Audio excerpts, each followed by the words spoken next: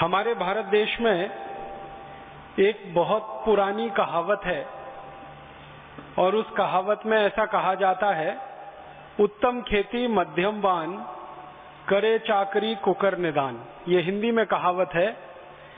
इसका अर्थ ये होता है कि खेती जीवन में सबसे उत्तम काम है, सबसे अच्छा काम है, सर्वश्रेष्ठ काम है। और व्यापार करना मध्यम दर्जे का काम है, बीच के स्तर का काम है। और नौकरी करना किसी की भी, ये सबसे निचले दर्जे का काम है। इसको कुत्ते जैसा काम माना गया है कि जो कुत्ता करता है वो काम नौकरी करने जैसा है।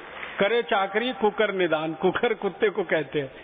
तो हमारे यहाँ नौकरी करना सबसे खराब काम है, व्यापार करना उससे थोड़ा बेहतर काम है, और खेती करना सबसे अच्छा, सबसे उत्तम काम है। ये भारत में हजारों साल से चला आया। लेकिन पिछले 25-30 वर्षों में कुछ उल्टा हो गया हमारे देश में।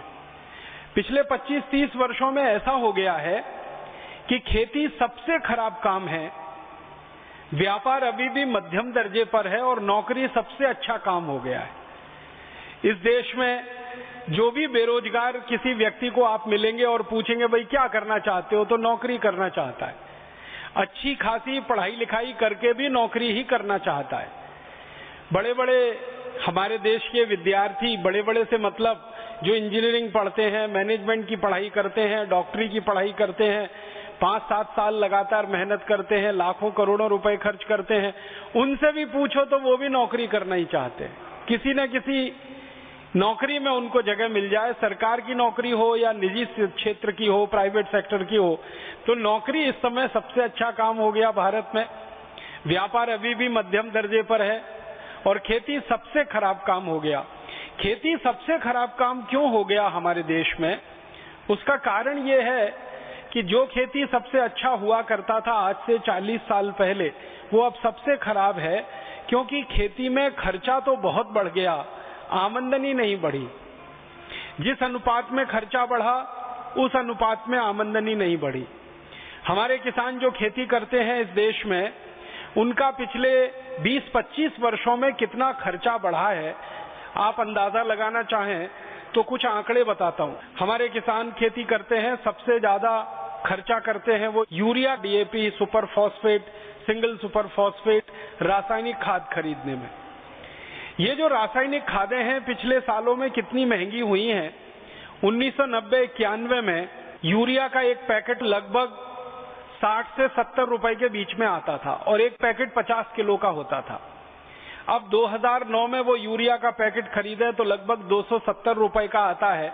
वो सरकारी आंकड़ा है। और अगर गैर सरकारी आंकड़े की बात करूं तो यूरिया का 50 किलो का बोरा 350-400 रुपए तक भी बिकता जाता है हमारे देश में, जिसको ब्लैक में बिक्री हम कहते हैं।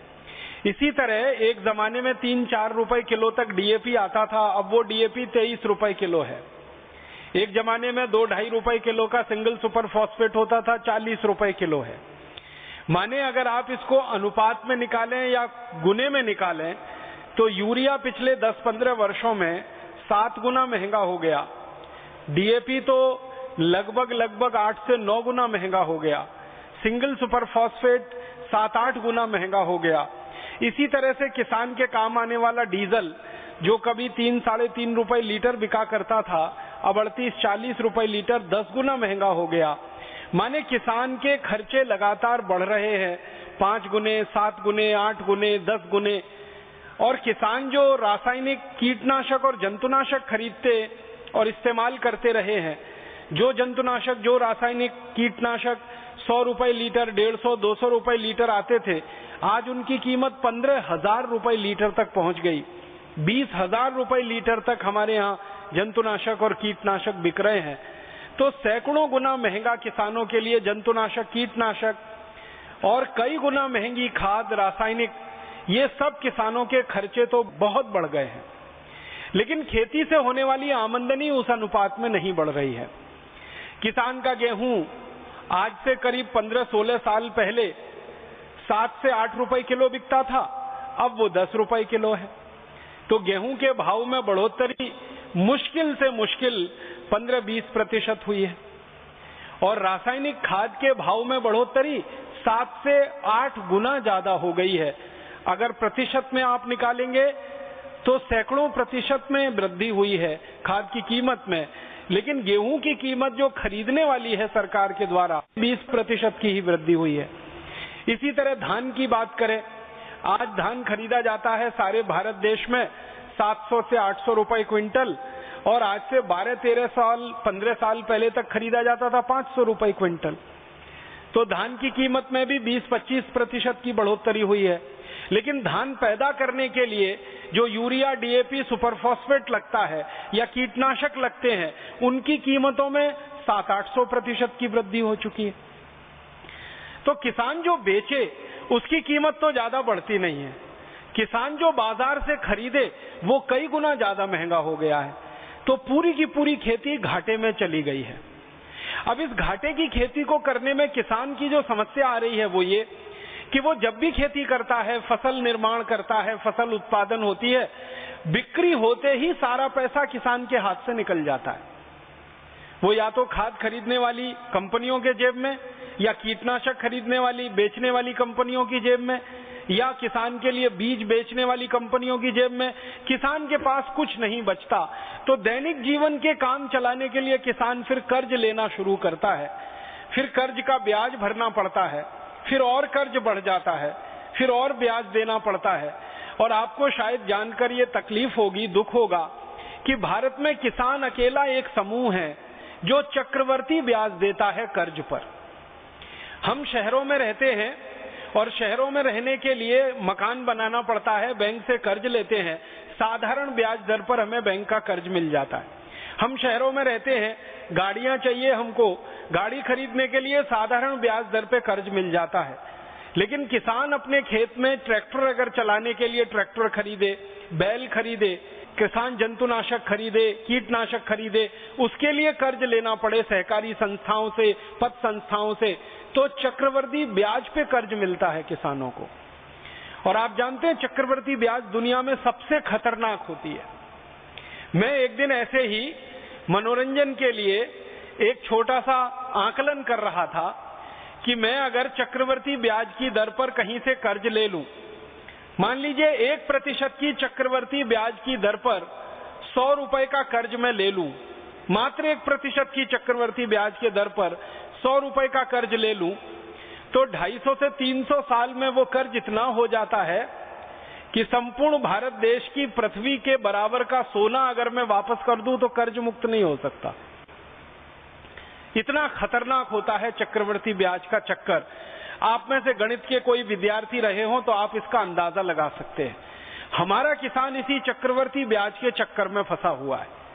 इस देश का एक भी किसान भाई बहन ऐसा नहीं है जो कर्जदार न हो, क्योंकि खेती में उत्पादन के लिए जो खर्च है वो बहुत ज्यादा और बिक्री के लिए जो लाभ है वो बहुत कम।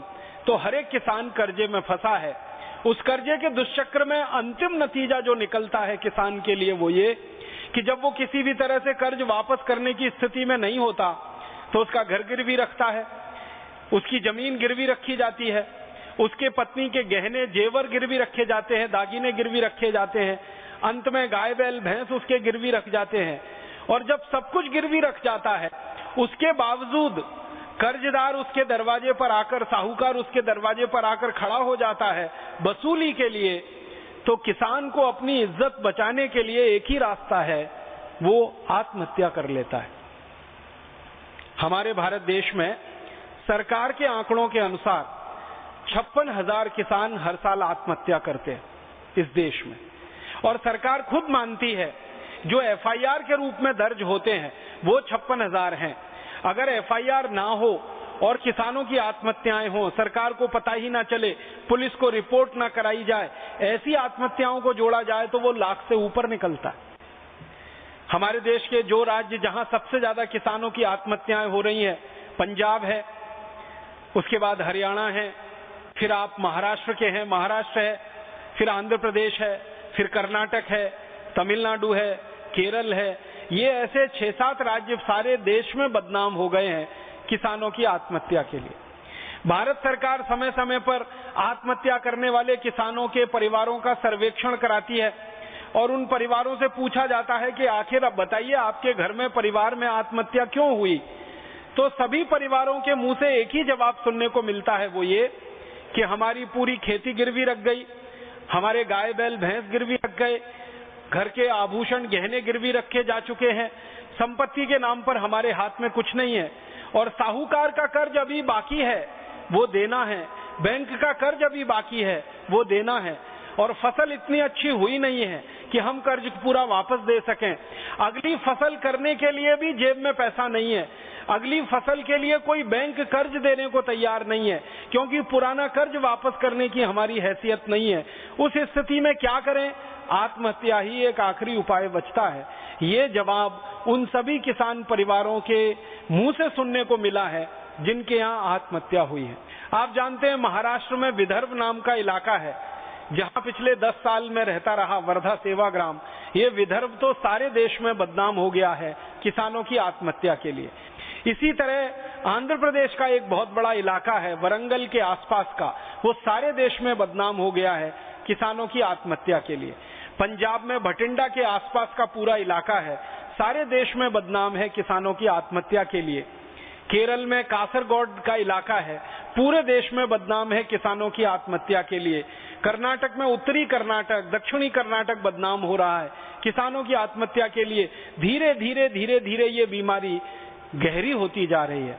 आखिर आप जरा सोचिए अपने दिल पर हाथ रख के कि कोई किसान अपनी जिंदगी को खत्म कर ले, ये तो अंतिम फैसला है और ये अंतिम फैसला कितने बड़े दर्द के बीच वो करता होगा। कोई व्यक्ति सामान्य रूप से मरना नहीं चाहता।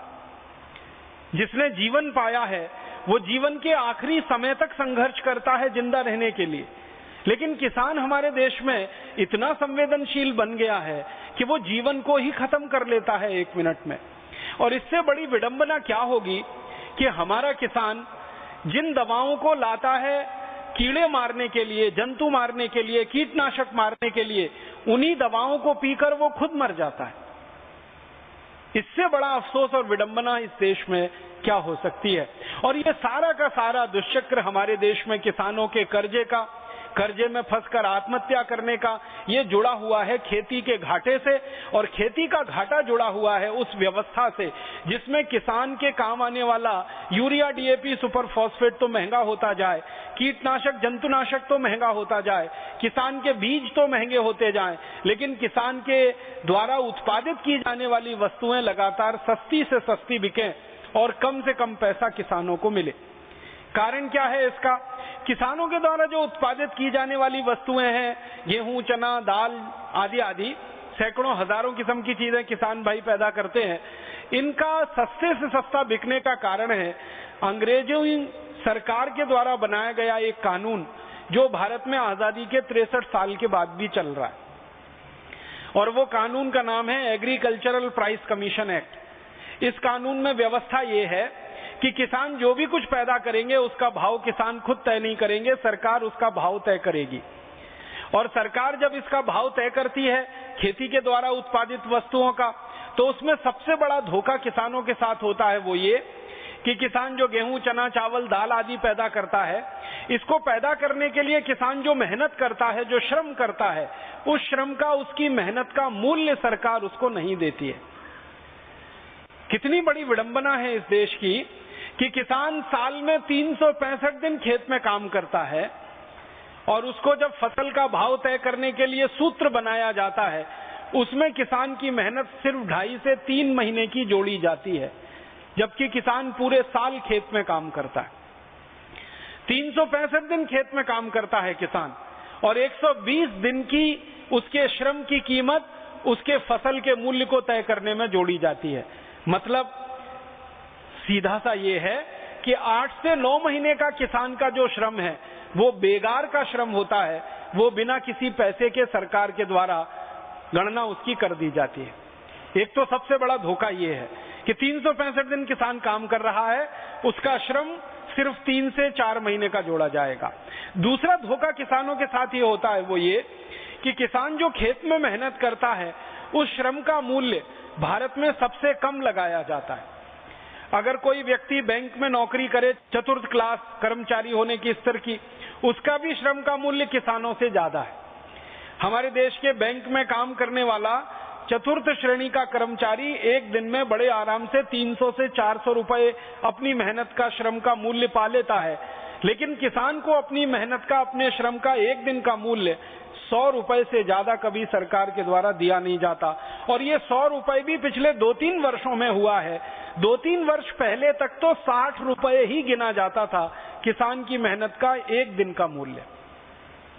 और इससे भी बड़ा दुख है, अफसोस है वो ये कि किसान काम करता है खेत में अकेले नहीं, पूरे परिवार के साथ, लेकिन जब उसके श्रम का मूल्य जोड़ा जाता है तो सिर्फ अकेला। उसका पूरा परिवार काम करता, उसकी पत्नी काम करती है, बच्चे काम करते हैं, उनका श्रम का मूल्य सरकार जोड़ती ही नहीं है उसमें। और इस कारण से खेती के द्वारा पैदा होने वाली हर चीज इस देश में बहुत सस्ती है। गेहूं 10-11 रुपए किलो, चावल 6-7 रुपए किलो में सरकार खरीद लेती है, कपास वगैरह 12 से 15 रुपए किलो में खरीद लिया जाता है, बहुत आंदोलन हो तो 20 रुपए किलो का भाव मिल जाता है। शुगर केन, गन्ना, वो सबसे सस्ता खरीदा जाता है इस देश में किसानों के खेतों में से। और सबसे एक और मुश्किल की बात है कि किसानों से ये सब सरकार खरीद लेती है और उसका भुगतान 1-1 साल तक किसानों को नहीं होता।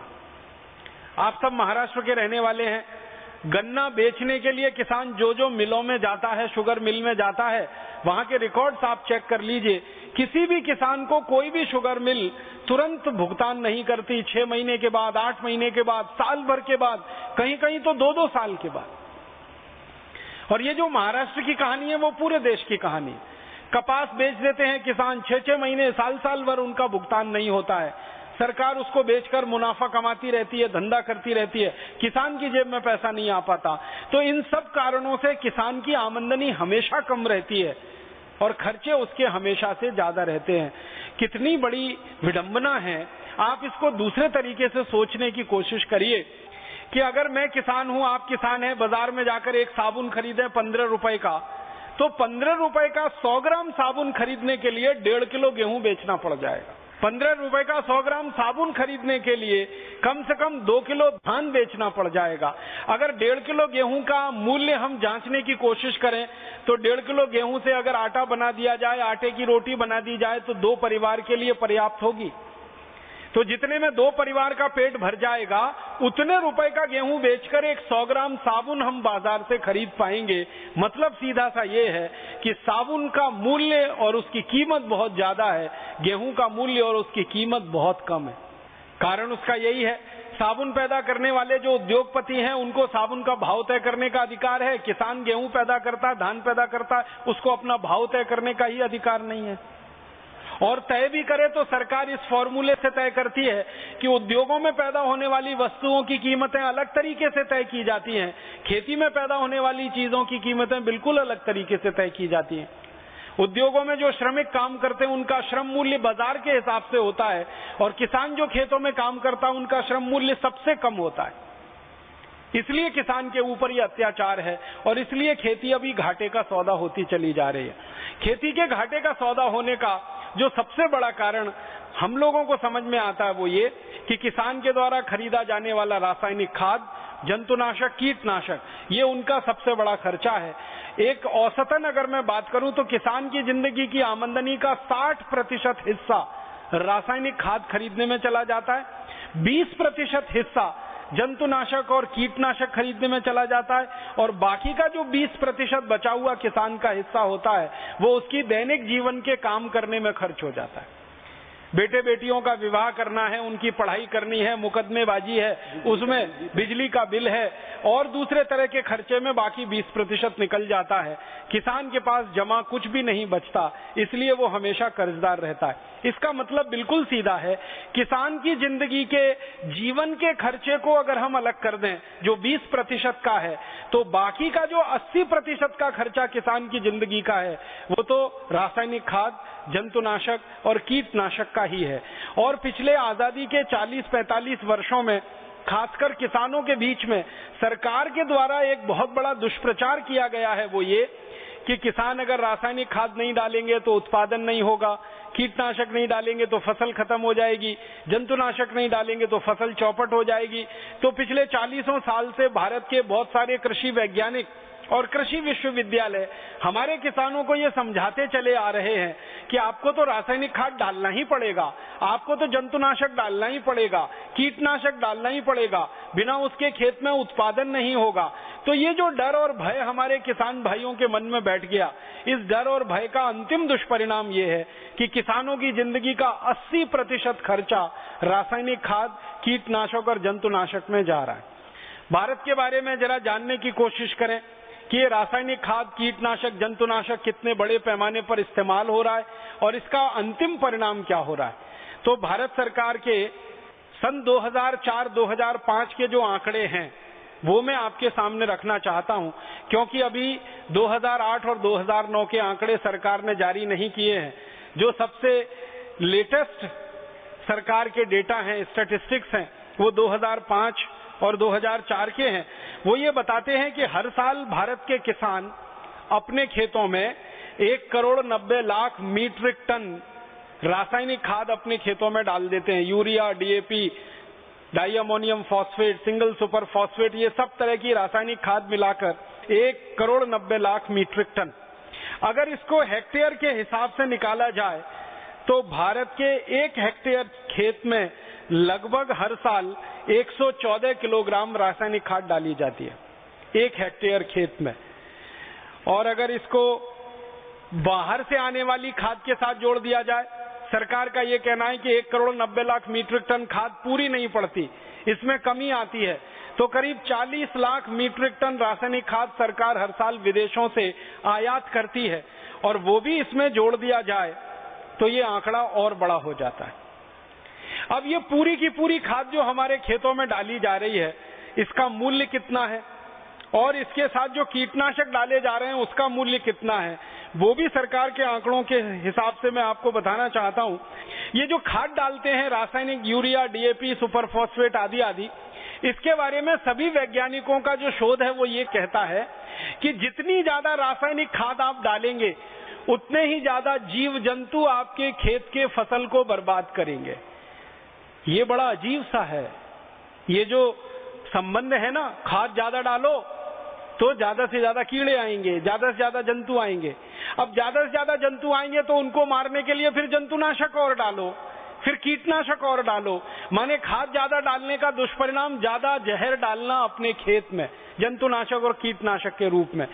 हमारे देश के सरकारी आंकड़े बताते हैं, Indian council of agricultural research के 1950-52 में हमारे देश के 1 हेक्टेयर खेत में मुश्किल से 3 किलो रासायनिक खाद पड़ती थी। तब हमारे देश में जंतुनाशक और कीटनाशक सबसे कम बिकते थे।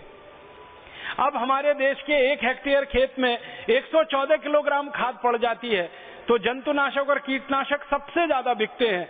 मतलब सीधा सा ये है कि पिछले 1952 से 2009 के बीच में जितना ज्यादा से ज्यादा यूरिया, डीएपी हमने खेत में डाला है, उतना ही ज्यादा कीटनाशक और जंतुनाशक डालने की जरूरत पड़ी है, क्योंकि उतने ही ज्यादा कीड़े हमारी फसल पर लगना शुरू हुए हैं। ये चक्कर क्या है, ये जरा समझना चाहिए। सरल शब्दों में मैं समझाना चाहता हूं। होता क्या है कि जब हम यूरिया, डीएपी, सुपरफॉस्फेट खेत में डालते हैं तो खेत की मिट्टी में किसान की मदद करने वाले, फसल की मदद करने वाले करोड़ों करोड़ों जीव होते हैं। आपने बचपन में थोड़ा भी विज्ञान पढ़ा होगा, कृषि विज्ञान, तो आपने 2 शब्द पढ़े होंगे, एक मित्र जीव और एक शत्रु जीव, एक मित्र कीट और एक शत्रु कीट। हमारे खेत की मिट्टी में किसानों की मदद करने वाले भी जीव हैं और किसानों को नुकसान पहुंचाने वाले भी हैं। जब हम यूरिया, डीएपी ज्यादा डालते हैं तो किसानों की मदद करने वाले जो मित्र कीट होते हैं वो सब मर जाते हैं, मित्र जीव सब मर जाते हैं। और उनके मर जाने के कारण जो शत्रु कीट और शत्रु जीव हैं वो फसल पर हावी हो जाते हैं और फसल को बर्बाद करने में कोई कसर नहीं छोड़ते। और किसानों को वो नुकसान से बचने के लिए फिर बहुत ज्यादा कीटनाशक और जंतुनाशक डालना पड़ता है और उससे खेती का खर्च बहुत बढ़ता चला जाता है। हमारे देश के खेतों में 1,90,00,000 मीट्रिक टन जो रासायनिक खाद डाला जा रहा है, उसके कारण हर साल 90,000 मीट्रिक टन कीटनाशक और जंतुनाशक डालना पड़ता है। अब 90,000 मीट्रिक टन जंतुनाशक और कीटनाशक हम खेत में डाल देते हैं और 1,90,00,000 मीट्रिक टन रासायनिक खाद डाल देते हैं। दोनों जहर अगर मिला लिया जाए तो ये कहां पहुंचेगा और किस स्तर पर हमको प्रभावित कर रहा है, इसको जरा समझें। हमारे भारत में 115 करोड़ लोग रहते हैं जो भोजन करते हैं। आपको मालूम है जितना रासायनिक खाद, जंतुनाशक, कीटनाशक हम खेत में डालेंगे वो सब मिट्टी में जाएगा, मिट्टी से पौधों की जड़ों में आएगा, पौधों की जड़ों से तने में आएगा, पत्ते में आएगा, फल में आएगा और अंतिम रूप से वो आपके पेट में आएगा। अगर खेत में गेहूं पैदा किया गया यूरिया डीएपी से और उसमें कीटनाशक जंतुनाशक डाला गया तो उस गेहूं को जो भी खाएगा उसके पेट में वो कीटनाशक जहर जाएगा ही, उसके पेट में वो रासायनिक खाद का जहर जाने ही वाला है। इसी तरह से धान के खेत में, इसी तरह से दालों के, सब्जियों के खेत में, जो भी खेत में आप डालेंगे अंतिम रूप से वो आपके पेट में आने वाला है। तो उस हिसाब से कुछ मैंने निकालने की, जानने की कोशिश की तो पता ये चला कि एक साल में जितना कीटनाशक हमारे खेतों में डाला जाता है और एक साल में जितना यूरिया डीएपी रासायनिक खाद खेतों में डाला जाता है अंत में वो हमारे पेट में आता है। तो भारत देश के हर व्यक्ति के पेट में साल में 1 किलो 700 ग्राम तो रासायनिक खाद चला जाता है, 1 किलो 700 ग्राम। और कीटनाशकों का जो जहर है, इंसेक्टिसाइड, पेस्टिसाइड्स का, वो करीब करीब 200 ग्राम हमारे हर व्यक्ति के पेट में चला जाता है।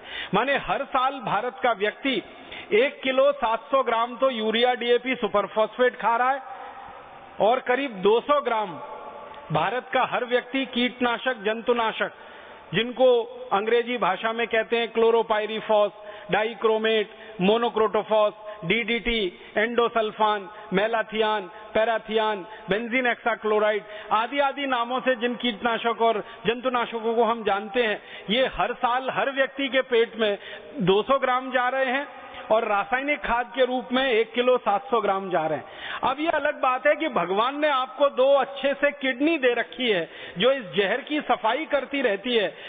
और अगर जहरीले कीटनाशक और जंतुनाशक की बात करें तो किलो किलो, क्विंटल के क्विंटल 100 साल की उम्र तक आदमी खाता ही है। और इसका अंतिम दुष्परिणाम क्या है कि आप जब ये यूरिया खा रहे हैं, डीएपी खा रहे हैं, सुपर फॉस्फेट खा रहे हैं और जहरीले कीटनाशक, जंतुनाशक खा रहे हैं तो अंत में आपके शरीर को जो बीमारियां हो रही हैं और उससे जो मौतें पूरे देश में हो रही हैं वो हमारे लिए बहुत ही दर्दनाक है। हमारे देश में 5 से 7 लाख लोग कैंसर से हर साल मर रहे हैं, सरकार के आंकड़े हैं और रिपोर्टेड केस है।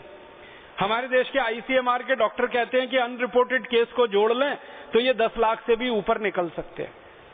हमारे देश में करोड़ों लोग डायबिटीज के शिकार हैं, करोड़ों लोगों को हाइपरटेंशन है, ब्लड प्रेशर की बीमारी है, करोड़ों लोगों को अस्थमा है, दमा है, ब्रोंकियल अस्थमा है, घुटनों का दर्द है, कमर का दर्द है, कंधों का दर्द है, जोड़ों का दर्द है। आपको मालूम है किडनी फेलियर के लाखों लाखों जो केस हमारे यहाँ आ रहे हैं, ये सारी की सारी बीमारियों के जड़ में अगर कोई है तो रासायनिक खाद, कीटनाशक और जंतुनाशक का भोजन जो रोज आप खा रहे हैं। हर आदमी हिंदुस्तान में आधा मिलीग्राम जंतुनाशक रोज खा जाता है, चाहे सब्जी को कितना भी धोकर आप पकाएं। आप सभी माताएं बहनें ये कहेंगी हम तो सब्जी को बहुत अच्छे से धो लेते हैं और बहुत अच्छे से गर्म पानी में धो लेते हैं। कई कई बहनें तो उनको कुछ घोल डालकर, पोटेशियम परमैंगनेट के घोल में डालकर धो लेती है। आप कितना भी धो लीजिए, आधा मिलीग्राम जहर तो रोज जाना ही है आपके शरीर में सब्जियों के माध्यम से। और यही जहर इकट्ठा होते होते आपको भयंकर बीमारियों का कारण। हमारे देश में कई विशेषज्ञों ने कुछ गंभीर शोध किए हैं। मैं उनकी 2-3 बातें जो बहुत महत्व की हैं आपसे कहना चाहता हूं कि आजकल हमारी माताओं में और पुरुषों में नपुंसकता की जो बीमारी बहुत तेजी से बढ़ी है। बहुत सारी माताएं, बहुत सारे पुरुष बच्चा पैदा करने में असमर्थ हैं, संतान का सुख लेने में असमर्थ हैं। इसका मूल जो कारण है वो जंतुनाशक और कीटनाशक का भोजन है। फिर हमारे देश में ब्रेन कैंसर, फिर हमारे देश में ब्लड कैंसर, इन दोनों के सबसे ज्यादा जो केसेस बढ़ रहे हैं उसका कारण जंतुनाशक, कीटनाशक और जहरीला रासायनिक भोजन है। फिर हमारे यहाँ डायबिटीज के बारे में सबसे ज्यादा शोध की है जिन वैज्ञानिकों ने। उनका कहना है कि डायबिटीज 200% ज्यादा खतरा पैदा कर देती है उन लोगों को जो जहरीले जंतुनाशक और कीटनाशक का खाना खाते हैं। माने एक व्यक्ति अगर सामान्य खाना खाता है जिसमें जहर नहीं है और दूसरा व्यक्ति जो जहर वाला खाना खाता है, कीटनाशक और जंतुनाशक और रासायनिक खाद का, तो जो जहर वाला खाना खा रहा है उसको 200% ज्यादा संभावना है डायबिटीज होने की बनिस्बत की उसके के जो शुद्ध खाना खा रहा है। इसी तरह कैंसर के बारे में कहते हैं 300% ज्यादा संभावनाएं हैं कैंसर होने की जो जहरीला भोजन खा रहे हैं अपने जीवन में। न्यूरोलॉजिकल डिसऑर्डर आपको बहुत ज्यादा होने की संभावना है, तो ये जहरीले कीटनाशक जंतुनाशक। वैज्ञानिकों ने अब तक जो शोध की है वो बताते हैं 48 किस्म की ऐसी बीमारियां जिनका इलाज नहीं है दुनिया में किसी पैथी के पास, एलोपैथी के पास आदि आदि जो प्रचलित चिकित्सा पद्धति है सारी दुनिया में। 48 ऐसी बीमारियां जो सबसे गंभीर मानी जाती हैं, जिसमें cancer, diabetes, hypertension, asthma, bronchial asthma, tuberculosis और आपका न्यूरोलॉजिकल डिसऑर्डर्स और ब्रेन के बहुत सारे प्रॉब्लम्स, ये सब जहरीले कीटनाशक जंतुनाशक का दुष्परिणाम है। तो खेतों में डाला जाता है यूरिया, डीएपी, अंत में आता है हमारे शरीर में दुष्परिणाम हमको होता है। खेतों में डाला जाता है जहर, एंडोसल्फान, मेलाथियान, पैराथियान, अंत में हमारे शरीर में आता है जहर बनके और हमको दुष्परिणाम करता है। तो भारत के 115 करोड़ लोगों का भोजन तो जहरीला हो ही गया है और उस जहर के कारण हमें जो बीमारियों के ठीक होने पर खर्चा करना पड़ता है, बार बार स्वामी जी के मुंह से आप सुनते हैं 7 लाख करोड़ रुपए का दवाओं का खर्चा हमारा बढ़ गया है। ये 7 लाख करोड़ का सारा खर्चा एक ही दुष्परिणाम में से निकल रहा है और वो है जहरीली खेती, विषयुक्त खेती, खेतों में डाले जाने वाला रासायनिक खाद और कीटनाशक और जंतुनाशक। ये तो एक दुष्परिणाम है। दूसरा दुष्परिणाम है वो किसानों को प्रत्यक्ष है। किसानों को दुष्परिणाम क्या है? किसानों की जिंदगी के खून पसीने की कमाई का लगभग लाखों करोड़ों रुपया, अगर ठीक से मैं कहूं तो 4,80,000 करोड़ रुपया किसानों की जिंदगी के खून पसीने की कमाई का ये रासायनिक खाद और जहरीले कीटनाशक खरीदने में बर्बाद हो जाता है। किसानों का खर्चा हो रहा है 4,80,000 करोड़ यूरिया, डीएपी और जंतुनाशक कीटनाशक खरीदने में, और वो सारा का सारा हमारे शरीर में आता है। फिर हमें बीमारियों का इलाज कराने में खर्च करना पड़ रहा है करीब 7 लाख करोड़। अगर दोनों खर्चे को मिला दिया जाए तो लगभग 12 लाख करोड़ रुपए हमारे देश का सीधे बर्बाद हो रहा है खेतों में जो यूरिया, डीएपी और कीटनाशक का जहर डाला जा रहा है उसके कारण। और आप जानते हैं ये 12 लाख करोड़ रुपए की रकम कितनी बड़ी रकम है। ये भारत सरकार के एक साल के बजट से 2 लाख करोड़ रुपए ज्यादा है। भारत का एक साल का बजट 10 लाख करोड़ का है, उससे भी 2 लाख करोड़ रुपए ज्यादा की रकम हमारी खर्च हो रही है ये यूरिया, डीएपी, सुपर फॉस्फेट आदि का खेतों में इस्तेमाल करने से। तो एक तो प्रत्यक्ष नुकसान है वो किसानों को, और दूसरा परोक्ष नुकसान है वो भारत के 115 करोड़ नागरिकों को। और एक तीसरा नुकसान है वो ये कि ये 4,80,000 करोड़ रुपए जो किसानों के द्वारा खर्च किया जाता है, इस खर्चे में भारत सरकार लगभग 1,20,000 करोड़ की सब्सिडी देती है यूरिया, डीएपी और कीटनाशकों पर, और वो सब्सिडी का सारा खर्चा सरकार आपकी जेब में से निकालती है टैक्स के रूप में। तो तीसरा खर्चा आपकी जेब पर डाका सरकार के द्वारा। आप सरकार को टैक्स देते हैं विकास का काम करने के लिए, उस टैक्स के पैसे में से 1,20,000 करोड़ रुपए सरकार खर्च कर देती है यूरिया, डीएपी और कीटनाशक कंपनियों को दे देते हैं वो, ताकि किसानों को ये आसानी से और सस्ता उपलब्ध हो जाए। तो आपकी जेब से भी पैसा जा रहा है, किसान की जेब से भी पैसा जा रहा है, अंत में आप बीमार पड़ रहे हैं, वो पैसा भी आपको लाखों करोड़ों में खर्च करना पड़ रहा है। तो आप बोलिए कि ये जहरीली खेती और ये विषयुक्त खेती जो हमारे देश में चल रही है, इससे लाभ किसको हो रहा है? लाभ सिर्फ एक जगह हो रहा है, और वो बड़ी बड़ी विदेशी कंपनियों को जो ये जहरीले रासायनिक कीटनाशक बेच रही हैं और हमारे देश में जहरीले रासायनिक खाद बेच रही हैं। अमेरिका की सैकड़ों कंपनियां हैं जो भारत में ये व्यापार पिछले 40 साल से कर रही हैं। अमेरिका के अलावा यूरोप के देशों की सैकड़ों कंपनियां हैं जो ये व्यापार भारत में पिछले 40 साल से कर रही हैं। आपको एक अमेरिकन कंपनी का नाम जरूर मैं लेना चाहूंगा कि अमेरिका की ऐसी ही एक कंपनी भारत में व्यापार करने आई थी, उसका नाम था यूनियन कार्बाइड। उसने भोपाल में एक कारखाना लगाया था और वो कारखाना जहरीला कीटनाशक बनाने के लिए ही था। उस कारखाने में से 40 मीट्रिक टन जहरीली गैस निकली थी, मिथाइल आइसोसाइनेट, और उस गैस के निकलने के कारण 3 दिसंबर 1984 की रात को 1 घंटे के अंदर 3000 लोग तड़प तड़प के मौत की नींद में सो गए थे। और सरकारी आंकड़ों के अनुसार कुल मिलाकर 17,000 लोग उसमें मरे थे और 1 लाख से ज्यादा लोग हमेशा के लिए विकलांग हो गए थे। वो एक अमेरिकन कंपनी की कहानी यूनियन कार्बाइड। इसी तरह से अमेरिका की एक कंपनी बायर, इसी तरह से अमेरिका की एक कंपनी पार्क डेविस, सैकड़ों अमेरिका की कंपनियां इस देश में जहरीले कीटनाशक का व्यापार कर रही हैं और उन कंपनियों को सबसे ज्यादा मुनाफा हो रहा है। जो पैसा किसान खर्च कर रहे हैं कीटनाशक जंतुनाशक खरीदने में, वो सारा इन कंपनियों की जेब में जा रहा है। और रासायनिक खाद जो हमारे देश के किसान खरीद रहे हैं, उसका पैसा भी भारत देश से बाहर जा रहा है, क्योंकि रासायनिक खाद बनाने के लिए एक केमिकल की जरूरत पड़ती है। उस केमिकल का नाम है नेफ्था, और ये केमिकल भारत में ज्यादा पैदा नहीं होता, ये विदेशों से आयात करना पड़ता है, क्योंकि ये केमिकल पेट्रोलियम बाई प्रोडक्ट है और भारत में पेट्रोल ज्यादा पैदा होता नहीं, कच्चा तेल ज्यादा पैदा होता नहीं। तो जिन देशों में कच्चा तेल ज्यादा पैदा होता है, वहां से नेफ्था खरीदना पड़ता है, फिर उससे हम ये रासायनिक खाद बनाते हैं। तो अंत में सारा का सारा पैसा किसानों की जेब से निकलकर विदेशों में या किसानों की जेब से निकलकर विदेशी कंपनियों के खातों में जमा हो रहा है। माने हर साल का जो हम 12 लाख करोड़ रुपया फालतू में बर्बाद कर रहे हैं इस देश का, वो या तो अमेरिका को समृद्ध बना रहा है, अमेरिकन कंपनियों को समृद्ध बना रहा है, यूरोप की कंपनियों को समृद्ध बना रहा है, किसानों को गरीब और कंपनियों को अमीर, ऐसा बनाने की व्यवस्था हमारे देश में चल रही है।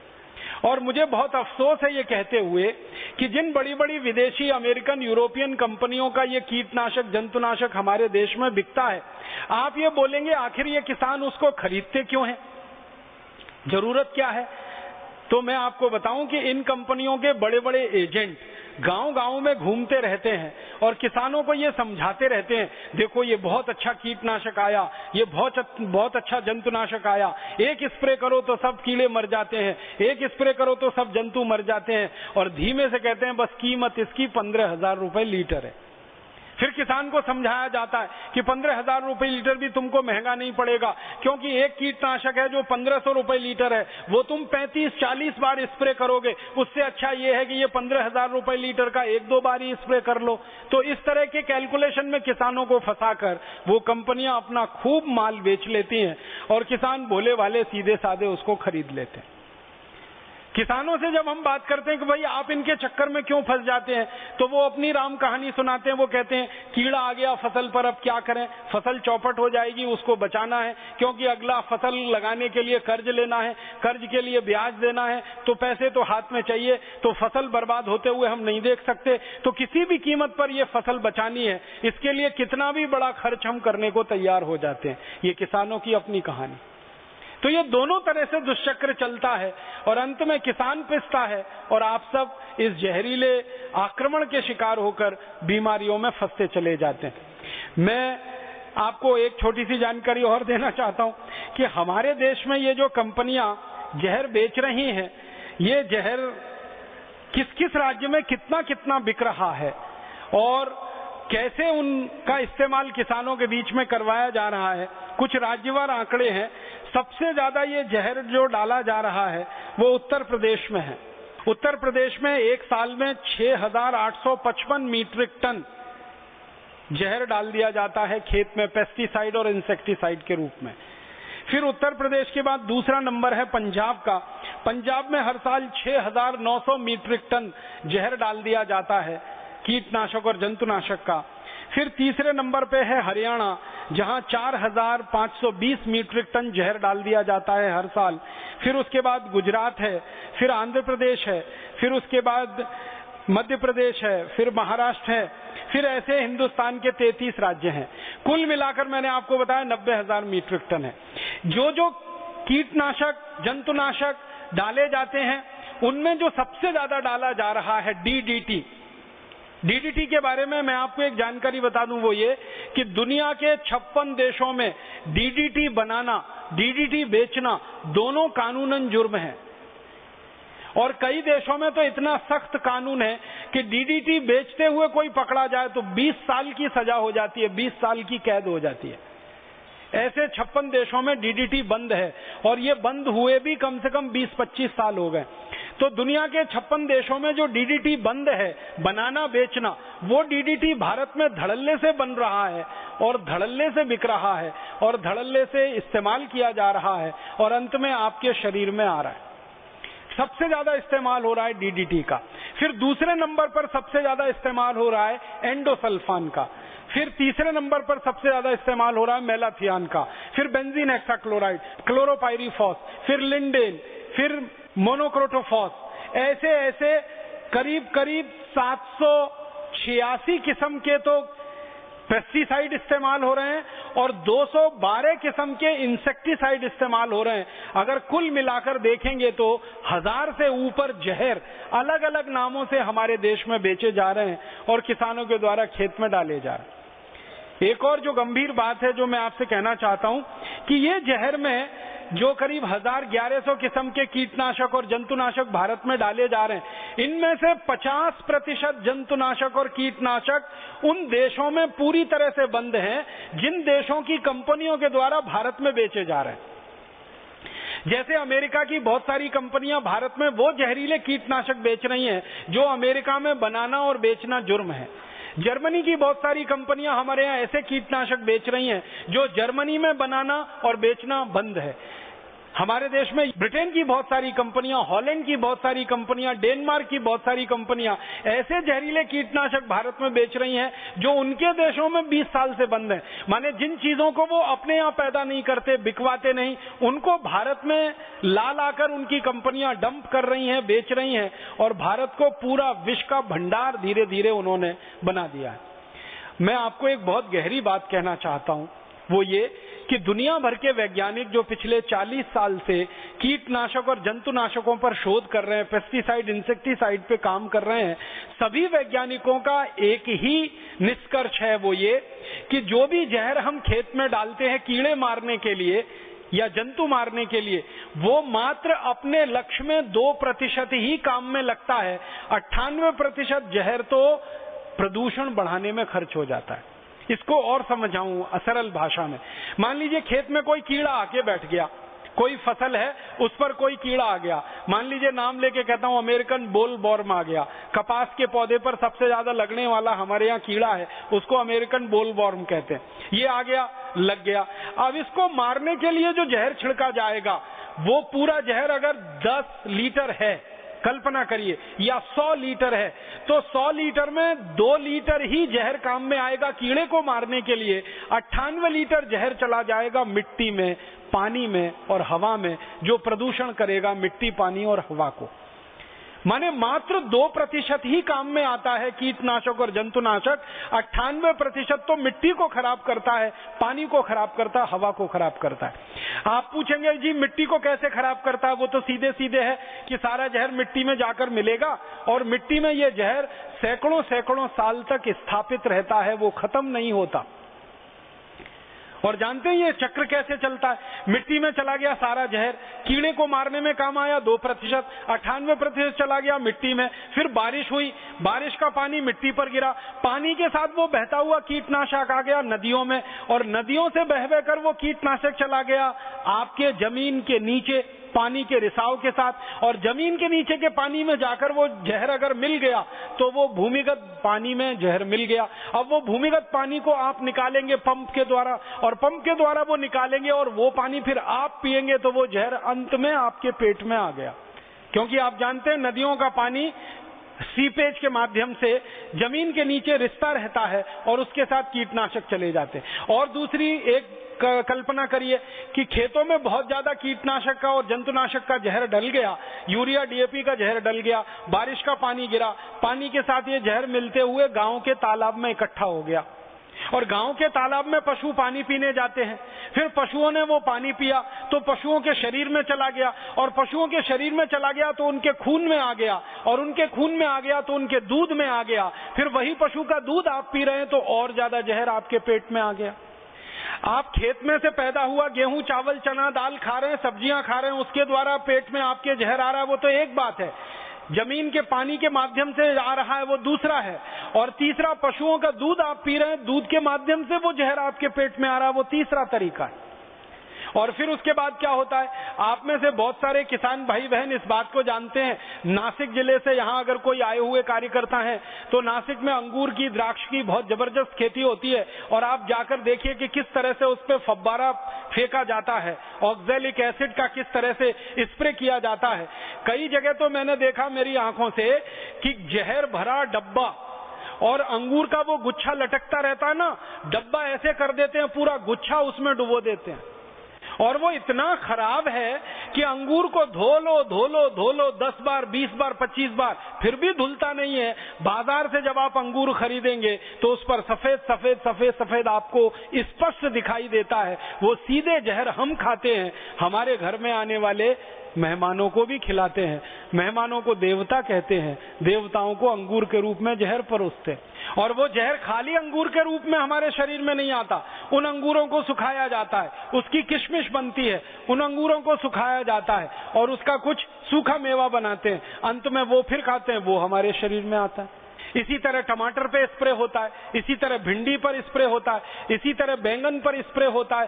कोई ऐसा फल और सब्जी अब बच नहीं पाया जहां पर ये स्प्रे ना हो। तो हर तरीके से ये सारा जहर या तो मिट्टी को खराब करेगा, पानी को खराब करेगा, हवा को खराब करेगा। जब आप स्प्रे करेंगे तो बहुत सारा जहर हवा में मिलेगा, हवा के कणों के साथ वो पूरी जगह फैलेगा, वो श्वास के रास्ते आपके शरीर में अंदर जाएगा।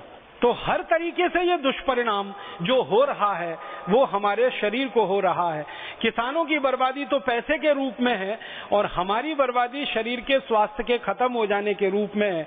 ये बहुत बड़ा दुष्चक्र, एक तरह का षड्यंत्र हमारे देश में बना है और चल रहा है। आपके मन में एक सवाल आएगा कि आखिर ये सारा का सारा यूरिया, डीएपी या जहरीला कीटनाशक बनाना किसने शुरू किया सबसे पहले दुनिया में? कहां से ये आया, किसने बनाया, किसने इस पर खोज की, किसने इस पर शोध किया? ये अगर आपके मन में सवाल आए तो इसका उत्तर मैं देना चाहता हूं, वो ये कि दुनिया में सन 1939 से 1945 के बीच में एक युद्ध हुआ था जिसको हम सब कहते हैं द्वितीय विश्व युद्ध। इस दूसरे विश्व युद्ध में एक तरफ जर्मनी नाम का देश था, एक तरफ ब्रिटेन नाम का देश था। ब्रिटेन एक तरफ और ब्रिटेन के सहयोगी देश एक तरफ, जर्मनी एक तरफ और जर्मनी के सहयोगी देश एक तरफ। जर्मनी के साथ जापान था, ब्रिटेन के साथ और दूसरे देश थे। ये दो देशों के समूह बन गए थे और इनमें भयंकर लड़ाई हुई थी, और इस युद्ध में लाखों करोड़ों अरबों रुपए के हथियार बेचे गए थे। इन हथियारों को बनाने के लिए रासायनिक चीजों की जरूरत थी, केमिकल्स की जरूरत थी। आप जानते हैं कि रासायनिक हथियार बनाने के लिए केमिकल्स चाहिए, रसायन चाहिए। तो वो रसायन बनाने के लिए बहुत सारी कंपनियां यूरोप में स्थापित हुई थी। उन कंपनियों में तरह तरह के जहरीले रसायन बनाए जा रहे थे दूसरे विश्व युद्ध को लड़ने के लिए हथियार के रूप में। जब दूसरा विश्व युद्ध खत्म हो गया 1945 में, तो उन कंपनियों को भी खत्म हो जाना चाहिए था जो रसायन बनाने वाली कंपनियां थी। लेकिन युद्ध तो खत्म हो गया, रसायन बनाने वाली कंपनियां जिंदा रहीं, उनका उत्पादन बंद नहीं हुआ, क्योंकि यूरोप के देशों का ये कहना था कि अगर इन कंपनियों को हमने बंद करा दिया और इसमें उत्पादन बंद हो गया तो उनके लाखों करोड़ों लोग बेरोजगार हो जाएंगे। तो बेरोजगारी नहीं बढ़ानी है, इसलिए रसायनों का उत्पादन चालू रहा, लेकिन युद्ध बंद हो गया।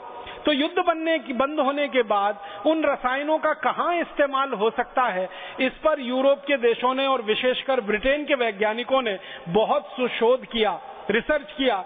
रिसर्च करके, शोध करके उनको पता चला कि जिन जहरीले रसायनों का इस्तेमाल करके बम बनाए जा सकते हैं, उन्हीं जहरीले रसायनों का इस्तेमाल करके खाद भी बनाया जा सकता है, यूरिया बनाया जा सकता है, डीएपी बनाया जा सकता है।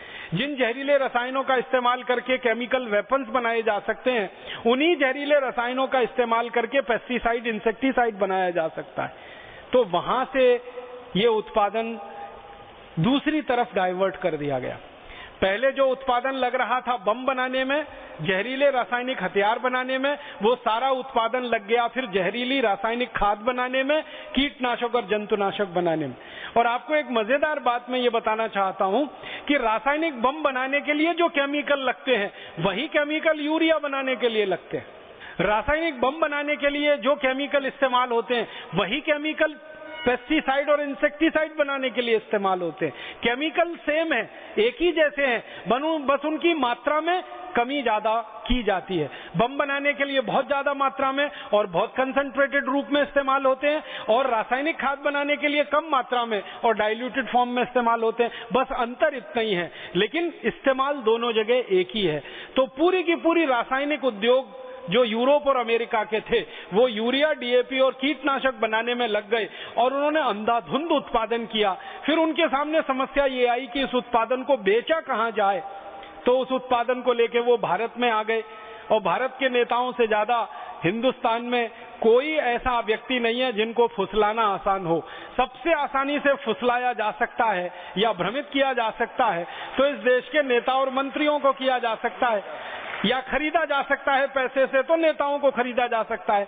तो यूरोप के देशों की टीम आने लगी 1950 और 60 के दशक में, और भारत के नेताओं को यह समझाना उन्होंने शुरू किया कि आप केमिकल फर्टिलाइजर खरीदो हमसे, पेस्टिसाइड खरीदो, इंसेक्टिसाइड खरीदो, खेतों में डलवाओ, इतना फायदा, इतना फायदा, इतना फायदा। और भारत के नेता फंस गए इस दुष्चक्र में। थोड़ा बहुत उनके रिश्वत के लालच में उन्होंने तुरंत हरी झंडी दिखा दी और यूरोप से ये सारा कचरा, रसायन भारत में आना शुरू हो गया।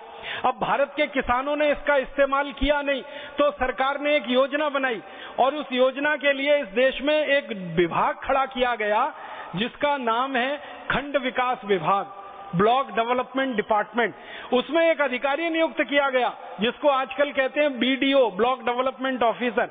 इस अधिकारी का एक ही काम होता था गांव-गांव जाना, किसानों को फुसलाना और उनके खेत में यूरिया डलवाना।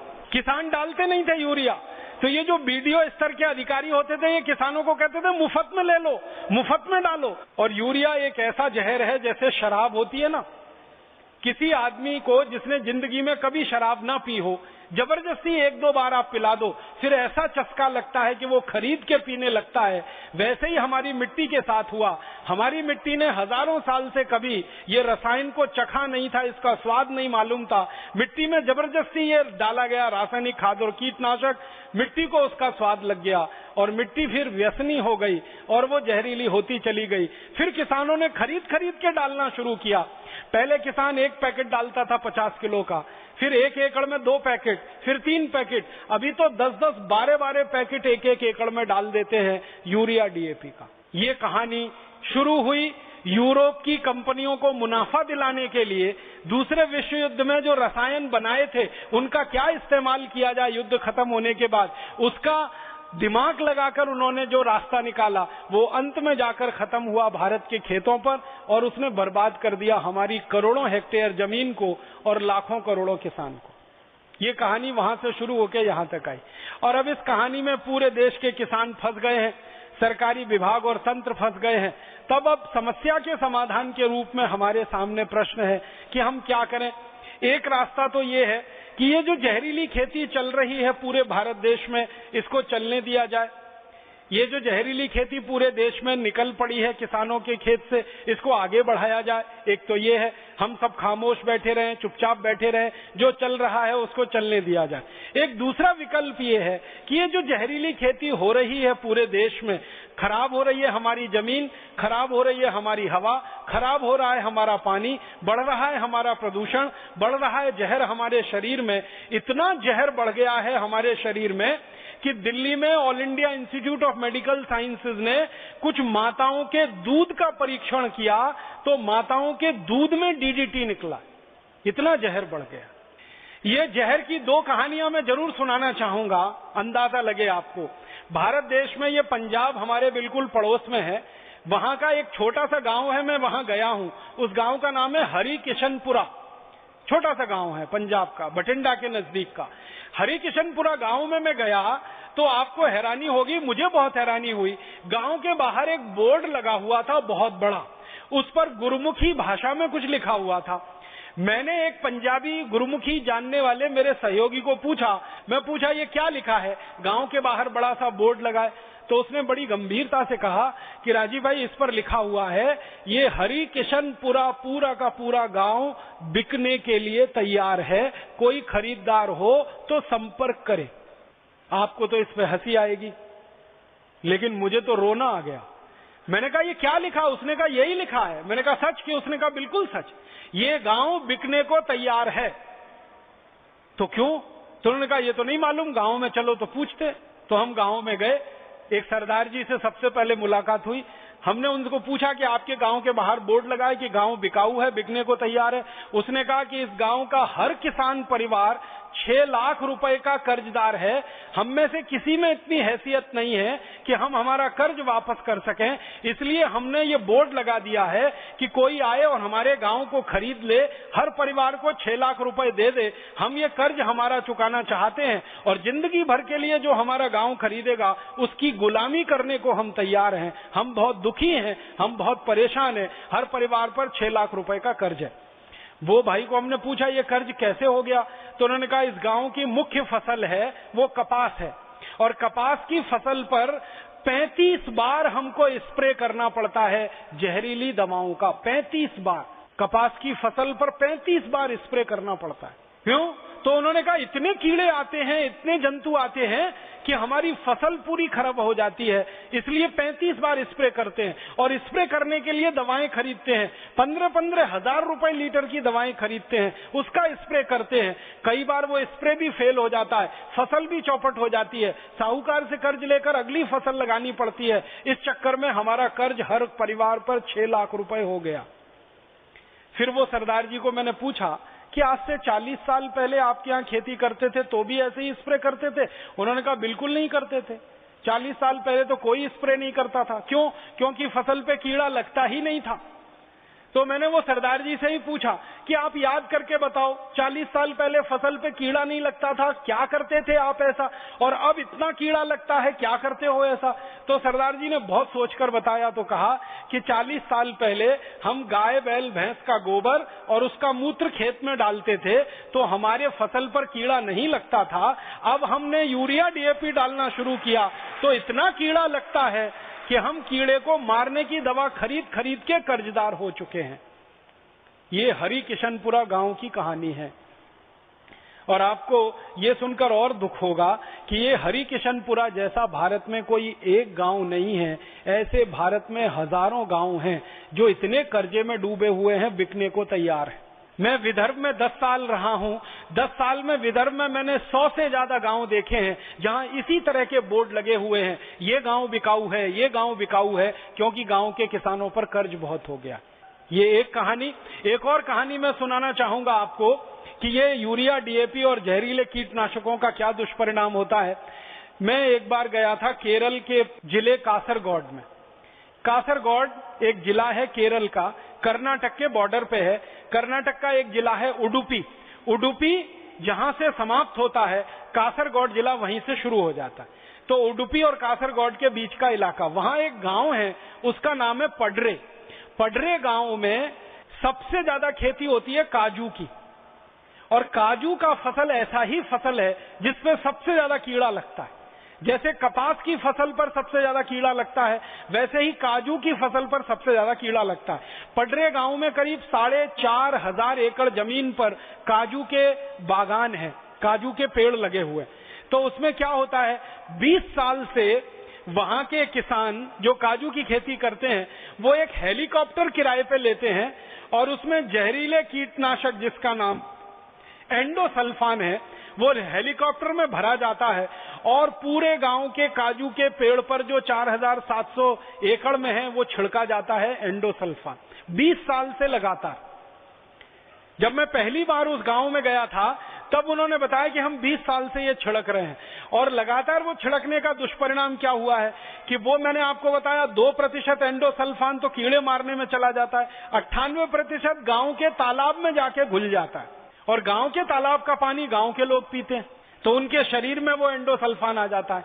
परिणाम ये हुआ है कि पिछले 20 वर्षों से पडरे गांव में कोई भी नया बच्चा पैदा नहीं हुआ है।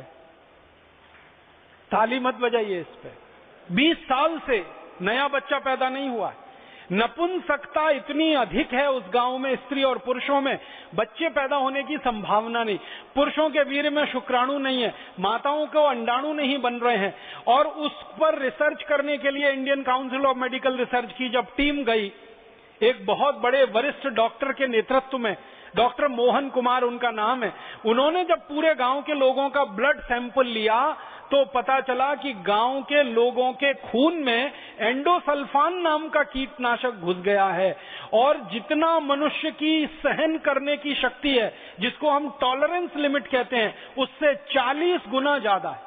ये गांव के लोगों का खून रक्त परीक्षण जब किया तो डॉक्टर मोहन कुमार की टीम ने ये पाया। और वो टीम ने फिर बताया कि ये खून में इतना ज्यादा एंडोसल्फान है, इन लोगों को तो सवाल ही नहीं उठता कि बच्चे पैदा हो जाएं। फिर पता लगाया गया कि बच्चे पैदा नहीं हो रहे हैं, ये तो एक बीमारी। और क्या क्या है उस गांव में पता चला, हर घर का दूसरा और तीसरा आदमी कैंसर का शिकार है, हर घर में। फिर और ज्यादा रिसर्च हुई तो पता चला कि गांव में जितने बच्चे हैं जो पैदा हो गए 20 साल पहले, उनको अगर आप देखोगे तो किसी की उम्र 4-5 साल से ज्यादा नहीं लगती जो 20 साल से बड़े हैं, क्योंकि शरीर का ग्रोथ ही नहीं हुआ है। वो बिल्कुल छोटे से बच्चे हैं अभी भी। गांव में हम लोग गए तो देखा, घरों के दरवाजों पे बच्चे बैठे हैं, स्कूल में बच्चे खेल रहे हैं। कुछ बच्चों के हाथ ऐसे हैं, कुछ बच्चों के हाथ ऐसे हैं, किसी के पांव ऐसे हैं, किसी को एक हाथ में 8-9 उंगलियां हैं, किसी को पांव में 10 से 12 उंगलियां हैं, और किसी के पांव बिल्कुल पीछे की तरफ मुड़े हुए हैं, किसी को आधा पांव है, एक पांव है ही नहीं है। इस तरह के 20 बच्चे। और ज्यादातर बच्चों को हमने देखा तो शरीर छोटा सा है, सिर बहुत बड़ा है। एक बच्चे का सिर इतना बड़ा कि वो हिला नहीं सकता, हमेशा लेटा रहता है। उस बच्चे की उम्र पूछी तो उसकी माने का 32 साल की उम्र है, और मुझे लगा कि ये 4-5 साल का है। उन सभी बच्चों के हमने फोटोग्राफ्स खींचे थे। इतने खराब स्थिति में वहां के बच्चे जी रहे हैं, उठा नहीं सकते शरीर को, सिर बहुत भारी है, हाथ पांव एकदम छोटे हैं, या सिर एकदम छोटा है, हाथ पांव बहुत भारी है, या किसी को आंखें जो है ना जन्म से अंधे हैं, कोई बोल नहीं पाता है, किसी को हमेशा मुंह टेढ़ा रहता है, ऐसा लगता है जैसे पैरालिसिस हो गया। न्यूरोलॉजिकल डिसऑर्डर उस गांव में सबसे ज्यादा। डॉक्टर मोहन कुमार जो वहां काम कर रहे हैं, सेवा कर रहे हैं, उनको जब पूछा गया कि आपने इस गांव को कैसा पाया, तो उन्होंने कहा कि जब मैं इस गांव में आया था तो मुझे बताया गया कि केरल भारत का स्वर्ग है, इसलिए मैं इस गांव में आया सेवा करने के लिए। यहां आकर पता चला कि दुनिया का इतना खतरनाक नरक तो किसी भी देश में नहीं होगा जो इस केरल के कासरगोड जिले के पडरे गांव में है। शादी नहीं हुई, कोई अपनी बेटी उस गांव में भेजने को तैयार नहीं है, कोई उस गांव की बेटी को अपने घर में लाने को तैयार नहीं है। इतनी दुखदाई कहानी उस पडरे गांव की है। और उस पडरे गांव में जब हमने प्रवेश किया था तो वहां भी मलयाली भाषा में यही लिखा हुआ था कि केरल तो भारत का स्वर्ग है, लेकिन ये गांव दुनिया का नरक है। कारण जहरीला कीटनाशक एंडोसल्फान जो वहां छिड़का जा रहा है 20 साल से, कहां पर? काजू के बागानों पर, काजू के खेड़ों पर। तो ये इस तरह के भारत में आप ढूंढने निकलेंगे तो सैकड़ों गांव निकलेंगे। इतनी बड़ी त्रासदी हमारे देश में ये जहरीले कीटनाशकों से, इंसेक्टिसाइड, पेस्टिसाइड से और जहरीले रासायनिक खादों से हो रही है। तब अब प्रश्न उठता है कि आखिर इसका विकल्प क्या करें हम? तो हमें लगता है इसका एक ही विकल्प है, एकमात्र विकल्प है, वो ये कि भारत के किसानों को इस बात के लिए तैयार किया जाए कि वो जल्दी से जल्दी इस जहर को खेत में डालना बंद करें, और इस जहर के स्थान पर कोई अमृत तत्व उपलब्ध हो हमारी प्रकृति के द्वारा, उसको अपने खेतों में खाद के रूप में, कीटनाशक के रूप में डालें। और धीरे धीरे ये धरती जो पूरी तरह से प्रदूषित हो गई है, बर्बाद हो गई है, इस धरती को वापस ठीक किया जाए, मिट्टी को वापस ठीक किया जाए, पानी को वापस ठीक किया जाए, हमारी हवा को वापस ठीक किया जाए। माने एक ही बात किसानों को समझानी है, विष मुक्त खेती करो। अभी तक विष युक्त खेती कर रहे हो, अब विष मुक्त खेती करो, स्वदेशी खेती करो, स्वावलंबी खेती करो, कम खर्चे वाली खेती करो। ये जहर डालना पूरी तरह से बंद करो, क्योंकि ये जहर किसानों को भी मार रहा है और हम सब नागरिकों को भी मार रहा है। भारत सरकार के एक आंकड़े को और मैं आपसे कहना चाहता हूं। सरकार के आंकड़े हैं कि भारत में जितने किसान ये जहर छिड़कते हैं ना, कीटनाशक, पेस्टिसाइड, इंसेक्टिसाइड खेत में, इनमें से हर साल 70,000 किसान मर जाते हैं हर साल, जो छिड़कते हैं। कैसे मर जाते हैं आपको मालूम है? जब वो छिड़केंगे कीटनाशक और जंतुनाशक, तो वो मिट्टी पर जितना गिरेगा, फसल पर जितना गिरेगा, उससे ज्यादा तो श्वास के माध्यम से आपके शरीर में आने वाला है। और ज्यादातर किसान भाई बहनों को मैंने देखा है, मुंह पे कोई मास्क नहीं लगाते हैं, ऐसे ही छिड़कते हुए चले जाते हैं। तो 70,000 किसान हर साल इस देश में मर जाते हैं। सारी दुनिया में कीटनाशकों के द्वारा, जहरीले कीटनाशकों को गरीब देशों में जो बेच रही हैं विदेशी बहुराष्ट्रीय कंपनियां, उनके स्प्रे के द्वारा 3 लाख किसान मर रहे हैं सारी दुनिया के विकासशील देशों में, गरीब देशों में। उसमें से 70,000 किसान अकेले भारत में मर रहे हैं, जिनकी एफआईआर दर्ज होती है पुलिस स्टेशन में। जिनकी एफआईआर दर्ज नहीं है, ऐसे आंकड़ों को तो हम गिन ही नहीं सकते हैं, वो कितने अधिक होंगे। और उसके बाद हम जो मर रहे हैं जहरीले सब्जियों को खाकर, दालों को खाकर, अनाज को खाकर, उसके बारे में तो सरकार अभी तक पूरी तरह से मौन है कि खाकर मरने वालों की संख्या कितनी है इस देश में। अगर कैंसर से होने वाली मौतों को जोड़ लिया जाए इस देश में, और कैंसर जैसी गंभीर बीमारियों से होने वाली मौतों को जोड़ लिया जाए, तो ये आंकड़ा तो लाखों के ऊपर निकलेगा। इसलिए अब हमको एक फैसला तो लेना ही पड़ेगा सारे किसानों को, वो ये कि अब हम जहर वाली खेती नहीं करेंगे, विष अपने खेत में नहीं डालेंगे, यूरिया डीएपी नहीं डालेंगे, एंडोसल्फान, मेलाथियान, पैराथियान जैसा जहर नहीं डालेंगे। अब जहर मुक्त खेती करेंगे, विष मुक्त खेती करेंगे। ये संकल्प जिस दिन हमारे किसान लेंगे, उसी दिन से यात्रा शुरू हो जाएगी।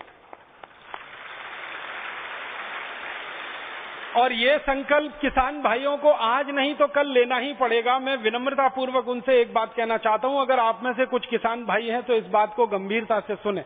जब से किसानों ने यूरिया, डीएपी, सुपरफॉस्फेट की खेती की है, जहर डाला है मिट्टी में, और जब से किसानों ने एंडोसल्फान, मेलाथियान जैसे सैकड़ों जहर डाले हैं मिट्टी में, इसमें से पैदा हुआ पशुओं का जो चारा है ना, वो पशुओं ने खाया है, और पशुओं के शरीर में भी ये जहर गया है। हमारी गाय के शरीर में जहर है, डीडीटी।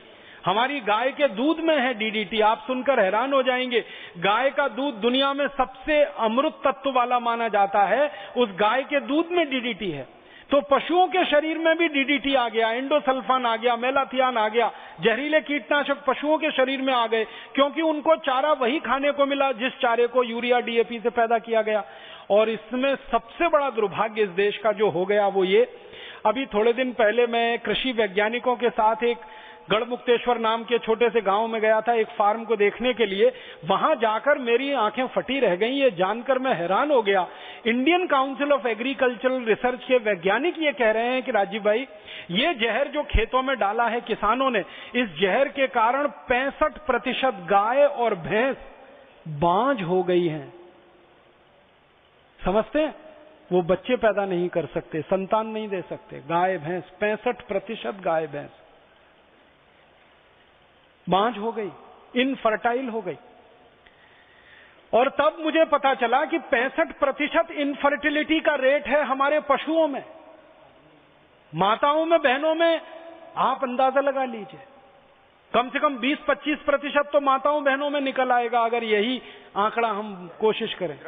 गुजरात में है, स्वामी जी कह रहे हैं गुजरात में तो ये है ही 20-25%। गुजरात के कुछ जिलों में जहां शायद ये जहर ज्यादा डलता होगा। तो हमारी माताओं बहनों में 20%, 25% इनफर्टिलिटी, बांझपन आ जाए। हमारी गाय और भैंसों में 65% बांझपन आ जाए। अंतिम दुष्परिणाम जानते हैं क्या होगा? जब गाय और भैंस बांझ हो जाती है, संतान देने में असमर्थ हो जाती है, कोई किसान उसको घर में खाना खिलाने को तैयार नहीं होता, वो सीधे उनको कसाई को बेच देता है, और कसाई ऐसी गाय और भैंसों को काटकर उनका मांस दुनिया के देशों को बेच देते हैं। हर साल हमारे देश में गाय, बैल, भैंस जैसे बड़े 4 करोड़ पशु इसी कारण से कट जाते हैं। आप इस बात का अंदाजा और एहसास करने की कोशिश करिए कि यूरिया, डीएपी, एंडोसल्फान जैसे जहर ने हमारे पशुओं को बांझ बना दिया, और अंतिम स्थिति में वो पशु कत्ल खाने में कटने के लिए जा रहे हैं। 4 करोड़ पशु हमारे कट रहे हैं हर साल। और उन 4 करोड़ पशुओं का एक छोटा सा हिसाब मैंने निकाला कि इन्हीं 4 करोड़ पशुओं को अगर हम कटने से बचा सके और इनका बांझपन का इलाज कर सके, तो यही 4 करोड़ पशु हर साल इस भारत देश को 15,000 करोड़ की आमदनी दे सकते हैं। माने हर साल 15,000 करोड़ की आमदनी का नुकसान हो रहा है पशुओं के कटने से। गाय और भैंस मां नहीं बन पा रही हैं, बच्चों को नहीं दे पा रही हैं, किसान कसाई खाने में बेच रहे हैं। तब मुझे समझ में आया कि दिन दूनी रात चौगुनी ये कसाई खानों की तरक्की कैसे बढ़ रही है। हमारे यहाँ दूध देने वाली डेयरियां तो कम होती जा रही हैं, दूध का उत्पादन तो घटता जा रहा है, लेकिन पशुओं को काटने वाले कत्लखाने लगातार बढ़ते जा रहे हैं। ये दिल्ली से हरिद्वार के बीच का ही सर्वे करो तो पशुओं को काटने वाले कत्लखानों के विकास की दर 300% से बढ़ी है यहां पर। तब बात समझ में आ गई बिल्कुल साफ साफ कि पशुओं को काटने के कत्लखाने तब तक बढ़ते ही रहेंगे जब तक गाय और भैंस हमारी बांझ रहेंगी, संतान उत्पन्न करने में असमर्थ होंगी, तो किसान उसको कसाईयों को ही बेचेगा, क्योंकि वो और किसी काम के हो नहीं सकते। और कसाई उसको काटेंगे और उसका मांस भी बाजार में बिकने के लिए ही जाएगा। तो अगर हमें ये कत्लखाने बंद कराने हो, अपने पशुओं की जान बचानी हो, अपनी अर्थव्यवस्था में हजारों करोड़ रुपए की वृद्धि करनी हो और 12 लाख करोड़ रुपए जो फालतू में हमारा बर्बाद हो रहा है, इसको किसी तरह से बचाना हो, देश की धरती माता को समृद्ध बनाना हो, विष मुक्त बनाना हो, जहर मुक्त बनाना हो, शुद्ध बनाना हो, सात्विक बनाना हो, तो एक ही उपाय बचा है, सिर्फ एक है कि हमारे किसान जल्दी से जल्दी ये जहर वाली खेती बंद कर दें, विष डालने वाली खेती बंद कर दें, जहर मुक्त खेती करें, विष मुक्त खेती करें। यही एक रास्ता है और कोई रास्ता नहीं। फिर किसान भाई पूछेंगे, अच्छा ठीक है, आपकी बात मान लिया, हम जहर नहीं डालेंगे, यूरिया डीएपी नहीं डालेंगे, एंडोसल्फान मेलाथियान नहीं डालेंगे, लेकिन इस बात की क्या गारंटी है कि हमारा उत्पादन अच्छा होगा? मैं आपको एक छोटी सी बात समझाना चाहता हूं सरल भाषा में। अगर आप किसान हैं और खेती करते हो तो एक जानकारी देना चाहता हूं कि हमारे खेत में जो कुछ भी पैदा होता है, पौधे का निर्माण जो खेत में होता है, बीज, बीज में से पौधा, पौधे से फल, तो फल ज्यादा से ज्यादा मिले, तो पौधा अच्छे से अच्छा हो, तो बीज अच्छे से अच्छा हो, और जिस मिट्टी में बीज डाला गया वो मिट्टी अच्छे से अच्छी हो। ये सीधा एक चक्र है। तो मिट्टी अच्छी से अच्छी होनी चाहिए, बीज अच्छे से अच्छा होना चाहिए, फल तो अच्छा मिलने ही वाला है। तो मिट्टी को अच्छा बनाना है तो एक ही रास्ता है, उसको जहर मुक्त करो। उसमें जो आपने पिछले 40 साल से यूरिया डीएपी के नाम पर, एंडोसल्फान के नाम पर जो डाला है, ये मिट्टी से बाहर निकालो। अब आप बोलोगे जी मिट्टी से जहर बाहर निकालें, इसके लिए कौन सी रासायनिक क्रिया है, इसके लिए क्या करना पड़ेगा? इसके लिए भगवान ने, ईश्वर ने, प्रकृति ने हमको इतनी सुंदर वस्तु दी है।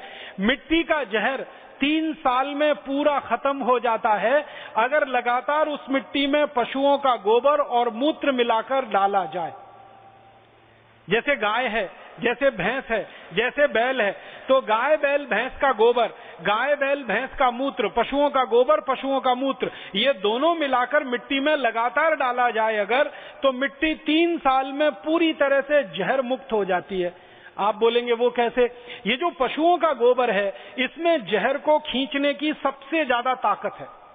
जैसे आपके शरीर में जहर चला जाए ना, तो उस जहर की सफाई करने की ताकत आपकी किडनी में है, वैसे ही पशुओं के गोबर और मूत्र में जहर को साफ करने की सबसे ज्यादा प्रकृति के द्वारा, भगवान के द्वारा दी गई ताकत है।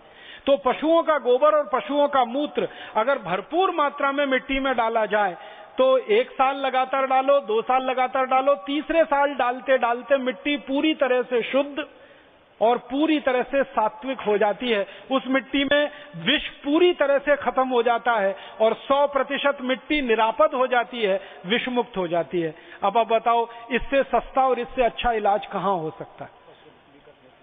अब इसका 2 फायदे, एक तो मिट्टी हमारी जहर मुक्त हो गई, विष मुक्त हो गई।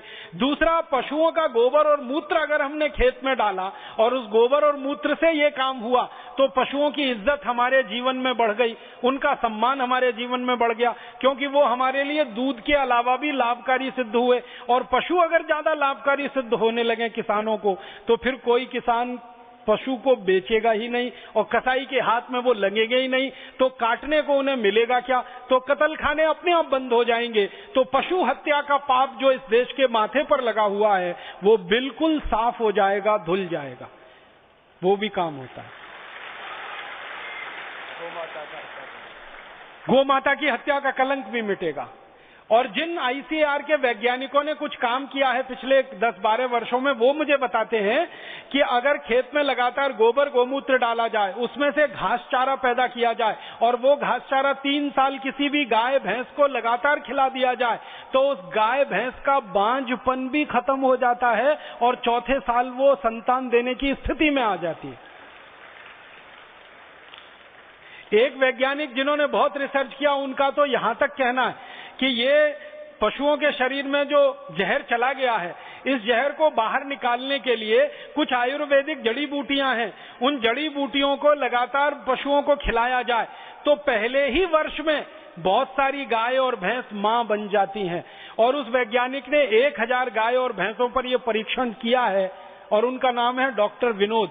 उनसे मेरी बहुत लंबी वार्ताएं हुई हैं। उनका यह कहना है कि जड़ी बूटियां हैं आयुर्वेद की, जिनको हम 3-4 खुराक खिलाते हैं किसी भी गाय और भैंस को, सारे शरीर का जहर उनका निकल जाता है। और जो गाय भैंस 3-3, 4-4 साल से मां नहीं बनी है, वो पहली बार में ही मां बन जाती है और मां बनते ही उसकी कीमत बढ़ जाती है। फिर कोई किसान उसको कसाई को बेचने की सोचता भी नहीं है, वो घर में ही उसको बांध के रख लेता है। तो बांझपन की समस्या का भी समाधान होता है। तो खेत में हम डालें गोबर और मूत्र और मिट्टी को बनाएं शुद्ध और पवित्र, और उसमें से जो उत्पादन है वो हम भी खाएं, हमारे पशुओं को खिलाएं, हम भी स्वस्थ बने, हमारे पशु भी स्वस्थ बने। आप सोचें, आपको निरापद भोजन मिलने लगे, सजीव भोजन मिलने लगे, स्वस्थ भोजन मिलने लगे, जहर मुक्त भोजन मिलने लगे, तो आपके शरीर का कैंसर, डायबिटीज, हाइपरटेंशन खत्म होता है। देश की खतरनाक बीमारियां कम होती हैं। उन बीमारियों के लिए खर्च होने वाला 7 लाख करोड़ रुपए बचता है, और वो 7 लाख करोड़ रुपए अगर देश के उत्पादन के और विकास के काम में लगा दिया जाए तो देश की गरीबी, भुखमरी, बेकारी 3-4 साल में ही मिटती है। तो रास्ता अब एक ही है कि हम हमारे खेतों में जहर और विष डालना बंद करें, गोबर गोमूत्र डालें। अब आप एक सवाल अक्सर मन में आता है और किसान मुझे कहते रहते हैं, वो ये कि क्या गोबर और मूत्र से उत्पादन उतना ही होता है जितना यूरिया डीएपी से होता है? मैं आपको इस बात को विनम्रता पूर्वक कह रहा हूं कि गोबर और मूत्र से उत्पादन ज्यादा होता है यूरिया डीएपी की तुलना में, और दुनिया भर में ये परीक्षण हो गए। मैं आपको भारत के ही बारे में जानकारी देता हूं। भारत में हैदराबाद में एक संस्था है, सस्टेनेबल एग्रीकल्चर के लिए काम करती है, सतत कृषि उसको हिंदी में कहते हैं। इस संस्था के द्वारा 20 लाख एकड़ जमीन में पिछले कई वर्षों से गोबर और मूत्र की खेती की जा रही है, और उनका कहना है कि उत्पादन लगातार बढ़ रहा है। 10, 12, 15, 20% से लेकर 200% तक उत्पादन बढ़ा है किसानों का। गोबर और मूत्र की खेती में इतनी ताकत है। मैं आपको, किसान भाई बहन हैं अगर आप, तो एक छोटी सी बात समझाना चाहता हूं, वो ये कि पौधे को बड़ा होने के लिए और पौधे पर अच्छा फल लगने के लिए सबसे ज्यादा काम में अगर कोई चीज आती है ना, तो वो सूर्य का प्रकाश है। सूर्य का प्रकाश भरपूर मात्रा में जिस पौधे को मिलेगा, उस पौधे की बढ़त माने ग्रोथ सबसे अच्छी होगी, उसका फल भी सबसे अच्छा होगा। जमीन से मिलने वाले जो सूक्ष्म पोषक तत्व हैं, जिनको हम माइक्रो न्यूट्रिएंट्स कहते हैं अंग्रेजी में, जैसे कुछ मैक्रो न्यूट्रिएंट्स होते हैं, कुछ माइक्रो न्यूट्रिएंट्स होते हैं। मैक्रो न्यूट्रिएंट्स माने जाते हैं एनपीके, नाइट्रोजन, फास्फोरस, पोटाश, और मैक्रो न्यूट्रिएंट्स में आता है कैल्शियम, मैक्रो न्यूट्रिएंट्स में आता है सल्फर, मैक्रो न्यूट्रिएंट्स में आता है मैग्नीशियम। तो ये 6 तरह के रसायन हैं जो मैक्रो न्यूट्रिएंट्स हैं। बाकी जितने भी रसायन हैं, जिनकी संख्या 12 है, जो बहुत सूक्ष्म मात्रा में इस्तेमाल होते हैं, जैसे कॉपर है, जैसे कोबाल्ट है, जैसे मैग्नीज है, ये बहुत सूक्ष्म मात्रा में, जिनको माइक्रो न्यूट्रिएंट्स कहते हैं, ये कुल मिलाकर 18 हैं। इनकी सबसे ज्यादा उपलब्धता अगर कहीं पर है तो वो पशुओं के गोबर और मूत्र में ही है, और उसके बाद भगवान की बनाई गई मिट्टी में है, और कहीं भी नहीं है। आप जानते हैं यूरिया, डीएपी, सुपर फॉस्फेट में तो 3 ही मैक्रो न्यूट्रिएंट्स हैं, नाइट्रोजन है, फास्फोरस है, पोटाश है, बाकी तो उसमें कुछ है ही नहीं।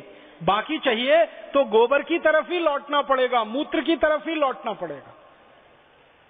कैल्शियम तो है नहीं यूरिया में, मैग्नीशियम तो है नहीं यूरिया में, मैग्नीज तो है नहीं यूरिया में, कोबाल्ट तो है नहीं यूरिया में, कॉपर तो है नहीं यूरिया में, और ये सब चाहिए मिट्टी को और पौधे को, तो यूरिया से तो मिलेगा नहीं, डीएपी में भी नहीं मिलेगा, सुपर फॉस्फेट में भी नहीं मिलेगा, उसमें तो 3 ही केमिकल मिलने वाले हैं। और खेत की मिट्टी को चाहिए 18 तरह के केमिकल, वो तो मिलेंगे गोबर और मूत्र से ही, क्योंकि गोबर और मूत्र में ये भरपूर मात्रा में उपलब्ध है। तो आप गोबर और मूत्र की खेती करें तो भूमि को सूक्ष्म पोषक तत्व भरपूर मिलेंगे, जिससे भूमि की उर्वरक शक्ति बढ़ेगी, और भूमि की उर्वरक शक्ति बढ़ेगी तो उत्पादन की दर बढ़ेगी, आपको फसल अच्छी मिलेगी, उत्पादन ज्यादा मिलेगा, बेहतर मिलेगा। और जो उत्पादन आपको मिलेगा उसको बाजार में जब आप बेचेंगे तो उसका मूल्य भी भरपूर मिलेगा, कीमत भी भरपूर मिलेगी। आप मुंबई में कभी जाओ, जब आम का सीजन आता है तो मुंबई के बाजार में मैंने खूब देखा है, यूरिया डीएपी का आम खरीदो, हापुस, अल्फेंजो, तो आराम से मिल जाता है एक पेटी 200, 250, 300 रुपए का। और वही हापुस और अल्फेंजो खरीदो गोबर और मूत्र वाला, तो एक पेटी मिलता है 700 रुपए का, 800 रुपए का, 900 रुपए का। इस बार मैंने एक हापुस आम की कीमत मुंबई के बाजार में पता की थी 65 रुपए, क्योंकि उसका एक ही क्वालिटी था कि वो गोबर और मूत्र से पैदा किया हुआ है। और उसी के बराबर में 15 रुपए का दूसरा वैसा ही हापुस आम था, लेकिन उसकी क्वालिटी थी कि वो जहर के द्वारा उत्पादित किया हुआ है। मतलब सीधा सा ये है कि अगर गोबर मूत्र से खेती आप करते हैं तो उसके उत्पादन को भी बाजार में 4-5 गुनी कीमत आराम से मिलती है। भिंडी 40 रुपए किलो बिकती है जो गोबर मूत्र से पैदा होती है, और जो यूरिया डीएपी वाली भिंडी है उसको 15-20 रुपए में भी कोई नहीं पूछता है। टमाटर का भाव, बैंगन का भाव, आलू का भाव सब ज्यादा है जो गोबर मूत्र से पैदा। गोबर मूत्र से पैदा किया हुआ गेहूं 21 रुपए, 25 रुपए, 27 रुपए, 30 रुपए किलो आराम से बिकता है, और यूरिया डीएपी का गेहूं 10-11 रुपए किलो में कोई खरीदने को तैयार नहीं होता। तो हर वस्तु जो हम पैदा करेंगे गोबर और मूत्र से, उसका भाव अच्छा है, उसका उत्पादन भी अच्छा मिलेगा, क्वालिटी भी बढ़ेगी, जमीन सुधरेगी, फसल का उत्पादन सुधरेगा, आप खाएंगे तो आपका शरीर सुधरेगा, दूसरे खाएंगे तो उनका शरीर सुधरेगा, सब तरफ से देश के लिए अच्छा है गोबर गोमूत्र की विष मुक्त खेती करना।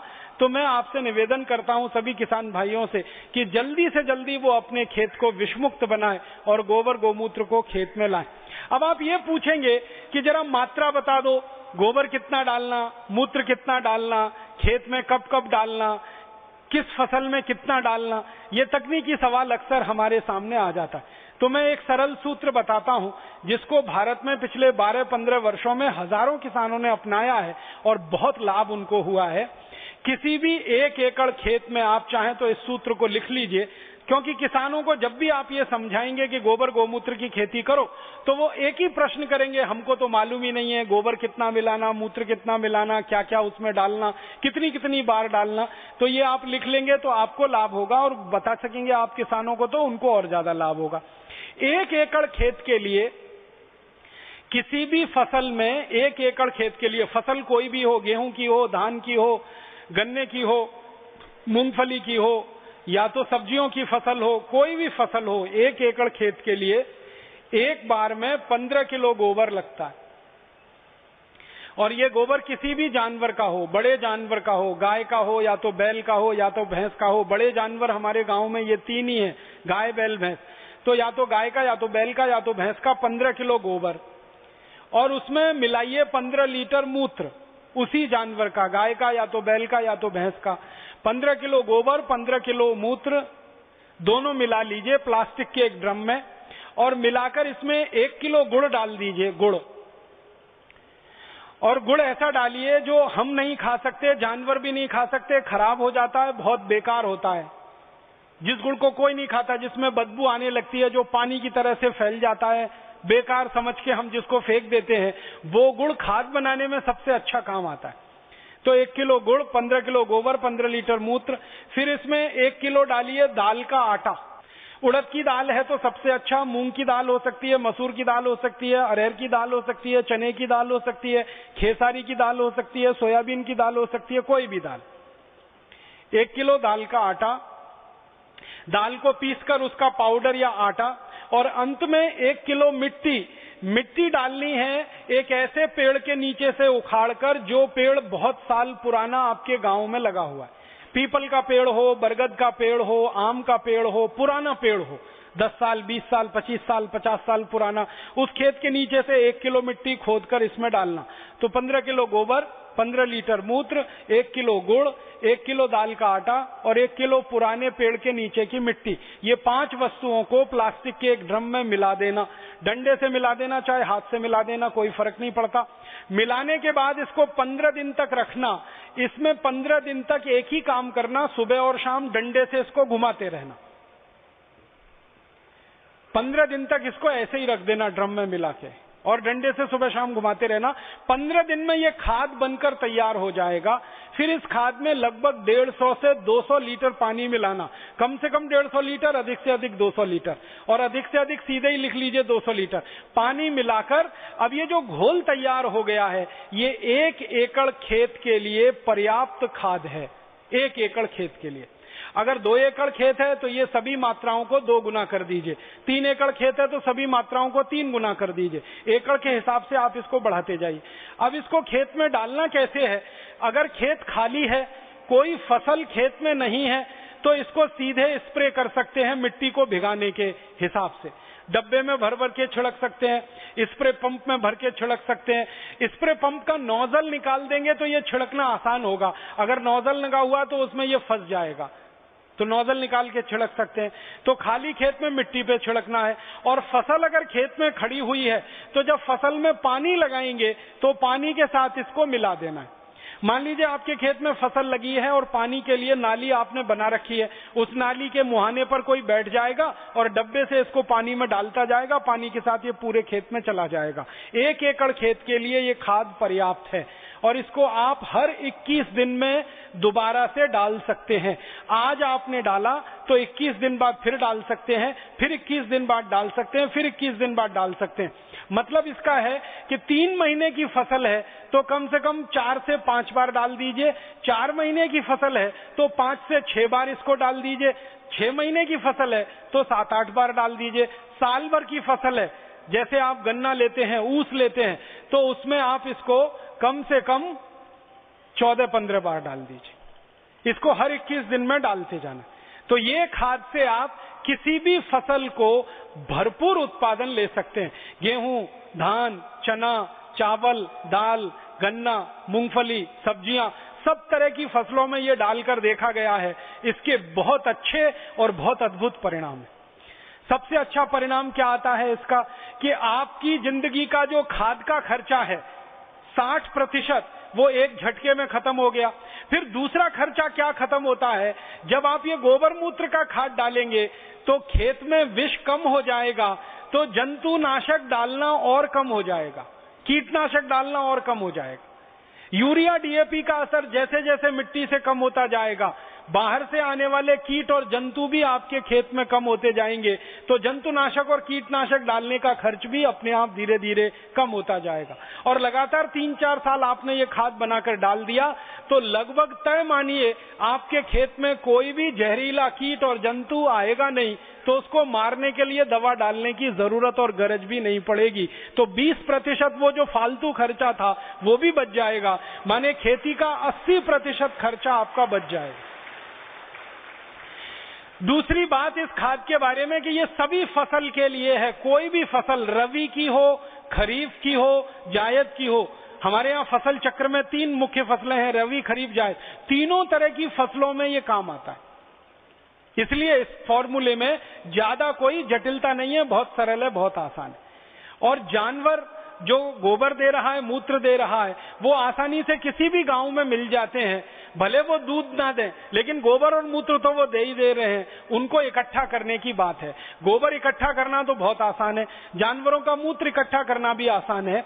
जब भी जानवर मूत्र देते हैं, आप ऐसा करिए, उनको बांधने का जो स्थान है जानवरों का, वो थोड़ा मिट्टी से और ईंट से थोड़ा पक्का बना दीजिए, सीमेंट कर दीजिए या पत्थर लगा दीजिए, और उस स्थान को थोड़ा ढाल दे दीजिए। फिर उसमें एक नाली बना दीजिए और बीच में एक खड्डा डाल दीजिए। तो जो भी मूत्र करेंगे जानवर, वो सब नाली में आ जाएगा, खड्डे में इकट्ठा हो जाएगा। अब जानवरों के मूत्र की एक विशेषता है कि इसकी कोई एक्सपायरी डेट नहीं है।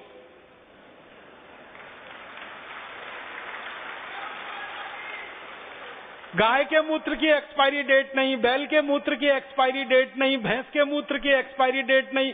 3 महीने, 6 महीने, 1 साल, 2 साल, 5 साल, 10 साल, कितने भी दिन पड़ा रहे खड्डे में, वो खराब बिल्कुल नहीं होता। इसलिए आप बिल्कुल निर्द्वंद तरीके से इसका इस्तेमाल करिए। मन में कोई द्वंद मत लाइए कि ये पुराना हो गया कि ये नया हो गया। हमने तो ये अनुभव पाया है कि जितना पुराना जानवरों का मूत्र होता जाता है, क्वालिटी उतनी ही अच्छी उसकी होती जाती है। और ये जितने भी मल्टीनेशनल विदेशी कंपनियों के कीटनाशक, जंतुनाशक है, सबकी एक्सपायरी डेट है, आप जान लीजिए। और उसके बाद भी कीड़े मरते नहीं है। और किसान उसको कई बार चख कर देखते हैं कि नकली तो नहीं है, किसान मर जाते हैं, कीड़े नहीं मरते हैं उससे। तो मल्टीनेशनल के कीटनाशक लेने से अच्छा है कि गाय के मूत्र, भैंस के मूत्र, बैल के मूत्र का उपयोग करना। तो इसको खाद में इस्तेमाल करिए, ये एक तरीका है। हर 21 दिन पे इस्तेमाल करिए, हर फसल में इस्तेमाल करिए। लगातार 3 साल इस्तेमाल करने के बाद आपकी मिट्टी को एकदम पवित्र और शुद्ध बना देगा। मिट्टी में एक कण भी जहर का नहीं बचेगा 3 साल के बाद इस खाद का इस्तेमाल करने से। दूसरा, आप इसी तरह से कीटनाशक भी खुद तैयार कर सकते हैं। बाजार से किसी विदेशी कंपनी का 15,000 रुपए लीटर का कीटनाशक लाने से अच्छा है इन जानवरों के मूत्र से ही कीटनाशक बना लेना। तो अगर जरूरत पड़े, कभी किसी फसल में आपको कीट लग गया, कोई जंतु लग गया, उसको खत्म करना है, उसको मारना है, तो उसके लिए भी एक सूत्र आप लिख लीजिए। कीटनाशक बनाना भी बेहद आसान है, कोई भी किसान भाई अपने घर में बना सकते हैं। कीटनाशक बनाने के लिए क्या करना पड़ता है? 1 एकड़ खेत के लिए अगर कीटनाशक तैयार करना है तो 20 लीटर जानवरों का मूत्र चाहिए, चाहे तो गाय का, चाहे तो बैल का, चाहे तो भैंस का। 20 लीटर। 20 लीटर मूत्र में लगभग 2.5 किलो, आधा किलो प्लस माइनस हो सकता है, 2.5 किलो से 3 किलो हो सकता है, 2.5 किलो का 2 किलो भी हो सकता है। तो आधा किलो प्लस माइनस रख के बोल रहा हूं, लगभग 2.5 किलो, 2 किलो 500 ग्राम नीम की पत्ती को पीसकर उसकी चटनी मिलाइए 20 लीटर मूत्र में। नीम के पत्ते से भी अच्छा होता है नीम की निम्बोली की चटनी। आप जानते हैं नीम पर एक फल लगता है निम्बोली जैसा, वो अगर मिल जाए तो 2.5 किलो निम्बोली की चटनी, वही 20 लीटर मूत्र में मिलाना है, नहीं तो 2.5 किलो नीम के पत्ते की चटनी। इसी तरह से एक दूसरा पत्ता होता है धतूरे का पत्ता, लगभग 2.5 किलो धतूरे के पत्ते की चटनी, 2 किलो 500 ग्राम। धतूरा आप सभी जानते हैं, आसानी से गांव के किसान उसको पहचानते हैं, ऐसा कोई गांव नहीं जहां धतूरा नहीं होता। तो धतूरे के पत्ते की चटनी। तीसरा एक पेड़ होता है जिसको आकड़ा कहते हैं, आंख भी कहते हैं कई लोग, आकड़ा भी कहते हैं, अर्कमदार कहते हैं उसको आयुर्वेद में। तो अर्कमदार, आकड़ा, आक, इसके भी पत्ते लगभग 2.5 किलो, 2 किलो 500 ग्राम, इसकी चटनी। और इसके बाद चौथा एक पेड़ है जिसको बेलपत्री कहते हैं, जिसके पत्ते शंकर भगवान के ऊपर आप सब चढ़ाते हैं, बेलपत्री, बेलपत्र, बिल्व पत्र भी कहते हैं कुछ लोग उसको। तो बेलपत्री, बिल्व पत्र के 2.5 किलो पत्ते की चटनी। और महाराष्ट्र में तो बहुत बड़ी मात्रा में होता है सीताफल, हमारे उत्तर भारत में उसको शरीफा कहते हैं, महाराष्ट्र में सीताफल और कई जगह सीताफल कहते हैं। तो सीताफल के पत्ते की चटनी 2.5 किलो। अगर आड़ू के पत्ते मिल जाएं, वो भी 2.5 किलो लगभग। परम पूजनीय स्वामी जी कह रहे हैं कि आड़ू के पत्ते में कीट को मारने की या खत्म करने की सबसे ज्यादा शक्ति है, उसका रस पड़ते ही कीट मरते हैं। तो आड़ू के पत्ते अगर मिल जाएं तो और भी अच्छा है। तो ये 5-6 तरह के पेड़ों के पत्ते आप ले लो, 2.5 किलो, इनको पीसकर 20 लीटर जानवरों के मूत्र में डालकर उबालना है, गर्म करना है। और इसमें थोड़ा उबालते समय आधा किलो से 750 ग्राम तक तंबाकू का पाउडर और डाल देना। तंबाकू का पाउडर आधा किलो, कम से कम 750 ग्राम, अधिक से अधिक, ये डालकर उबाल लेना है। उबालकर इसको ठंडा कर लेना है और ठंडा करके इसको आप बोतलों में भर के रख लीजिए। ये कभी भी खराब नहीं होता, ये कीटनाशक तैयार हो गया। अब इसको डालना कैसे, स्प्रे कैसे करना है? जितना कीटनाशक लेंगे उसका 20 गुना पानी। अगर 1 लीटर कीटनाशक लिया तो 20 लीटर पानी, 10 लीटर कीटनाशक लिया तो 200 लीटर पानी। जितना कीटनाशक आपका तैयार हो गया उसको अंदाजा लगा लीजिए आप, जितनी उसकी मात्रा तैयार हो गई उसका 20 गुना पानी उसमें मिला दीजिए। मिलाकर इसको आप खेत में छिड़क सकते हैं किसी भी फसल पर। और इसको छिड़कने का परिणाम ये है कि 2 से 3 दिन के अंदर, लगभग 48 से 72 घंटे के अंदर जिस फसल पर आपने स्प्रे किया उस पर कीट और जंतु आपको दिखाई नहीं देंगे। कीड़े और जंतु सब पूरी तरह से 2-3 दिन में ही खत्म हो जाते हैं, समाप्त हो जाते हैं। इतना प्रभावशाली ये कीटनाशक बनके तैयार होता है। ये बड़ी बड़ी विदेशी कंपनियों के कीटनाशक से सैकड़ों गुना ज्यादा ताकतवर है और एकदम फोकट का है। बनाने में कोई खर्चा नहीं है। जानवरों का मूत्र मुफ्त में मिल जाता है, आपको नीम के पत्ते मुफ्त में मिल जाएंगे, निम्बोली मुफ्त में मिल जाएगी, आंकड़ा के पत्ते मुफ्त में मिल जाएंगे, आड़ू के पत्ते, सब तरह के पत्ते मुफ्त में हर गांव में उपलब्ध हैं। तो ये आप कीटनाशक के रूप में, जंतुनाशक के रूप में इसको इस्तेमाल करिए। और तीसरी एक जानकारी और देना चाहता हूं, अच्छी उत्पादन और फसल लेने के लिए जो बीज आप खेत में डालते हैं उस बीज को पहले संस्कारित करिए, फिर मिट्टी में डालिए। बीज संस्कार करने के लिए एक छोटा सा सूत्र और बताना चाहता हूं, जिसमें बीज को डुबोकर रखिए फिर खेत में डालिए। मान लीजिए आपको गेहूं का बीज लगाना है, मान लीजिए बाजरी का बीज लगाना है या मक्की का बीज लगाना है, तो बीज ले लीजिए 1 किलो। 1 किलो बीज के अनुसार ये सूत्र मैं बता रहा हूं, अगर 2 किलो हो तो सब चीजों को दुगना कर लीजिएगा। 1 किलो जानवरों का गोबर ले लीजिए, किसी भी जानवर का हो, गाय का, बैल का, भैंस का, 1 किलो गोबर ले लीजिए और उसी जानवर का 1 किलो मूत्र ले लीजिए। गोबर और मूत्र को आपस में मिला दीजिए, फिर इसमें 100 ग्राम कलई चूना मिलाना है। कलई चूना आप समझते हैं जिससे पुताई करते, चूने का पत्थर बाजार में आता है, 100 ग्राम का पत्थर खरीदेंगे 10-15 पैसे में मिल जाएगा। उस चूने के पत्थर को 1 दिन पहले पानी में डाल दीजिए, 2-3 लीटर पानी में। रात भर में वो पानी एकदम गर्म हो जाएगा, फिर ठंडा होके चूना शांत होके नीचे बैठ जाएगा, पानी ऊपर आ जाएगा। फिर इसको घोल लीजिए, चूना और पानी को, और इसको 1 किलो गोबर 1 लीटर मूत्र वाले पात्र में डाल दीजिए। तो गोबर, मूत्र और 100 ग्राम कलई चूने में जितना पानी तैयार हुआ वो सब मिला दीजिए और अच्छे से घोलकर इसमें बीज को डाल दीजिए। गेहूं का बीज हो या तो मक्की का हो या तो सब्जियों का, कोई भी बीज को डाल दीजिए। 1 किलो बीज इसमें आराम से भीग जाता है। वैसे अगर आप थोड़ा पानी डाल देंगे तो 2 किलो तक बीज भीग जाए। बीज को इसमें 2-3 घंटे से लेकर 6-7 घंटे तक डाल के रखिए। रात में डाल दीजिए, सुबह हो गई तो बीज को निकाल लीजिए। निकालकर इस बीज को छांव में सुखा दीजिए और छांव में सुखाने के बाद ये बीज को आप खेत की मिट्टी में लगा दीजिए। तो ये बीज जो लगेगा मिट्टी में, ये संस्कारित हो गया। अब इस संस्कारित बीज के 2 फायदे हैं। एक तो फसल का उत्पादन अच्छा मिलेगा और इस फसल पर जल्दी कोई कीट नहीं लगेगा, जल्दी कोई कीड़ा इस खेत की फसल पर आएगा नहीं। तो कीटनाशक, जंतुनाशक से आपको मुक्ति मिल गई और फसल का उत्पादन भी अच्छा हो गया।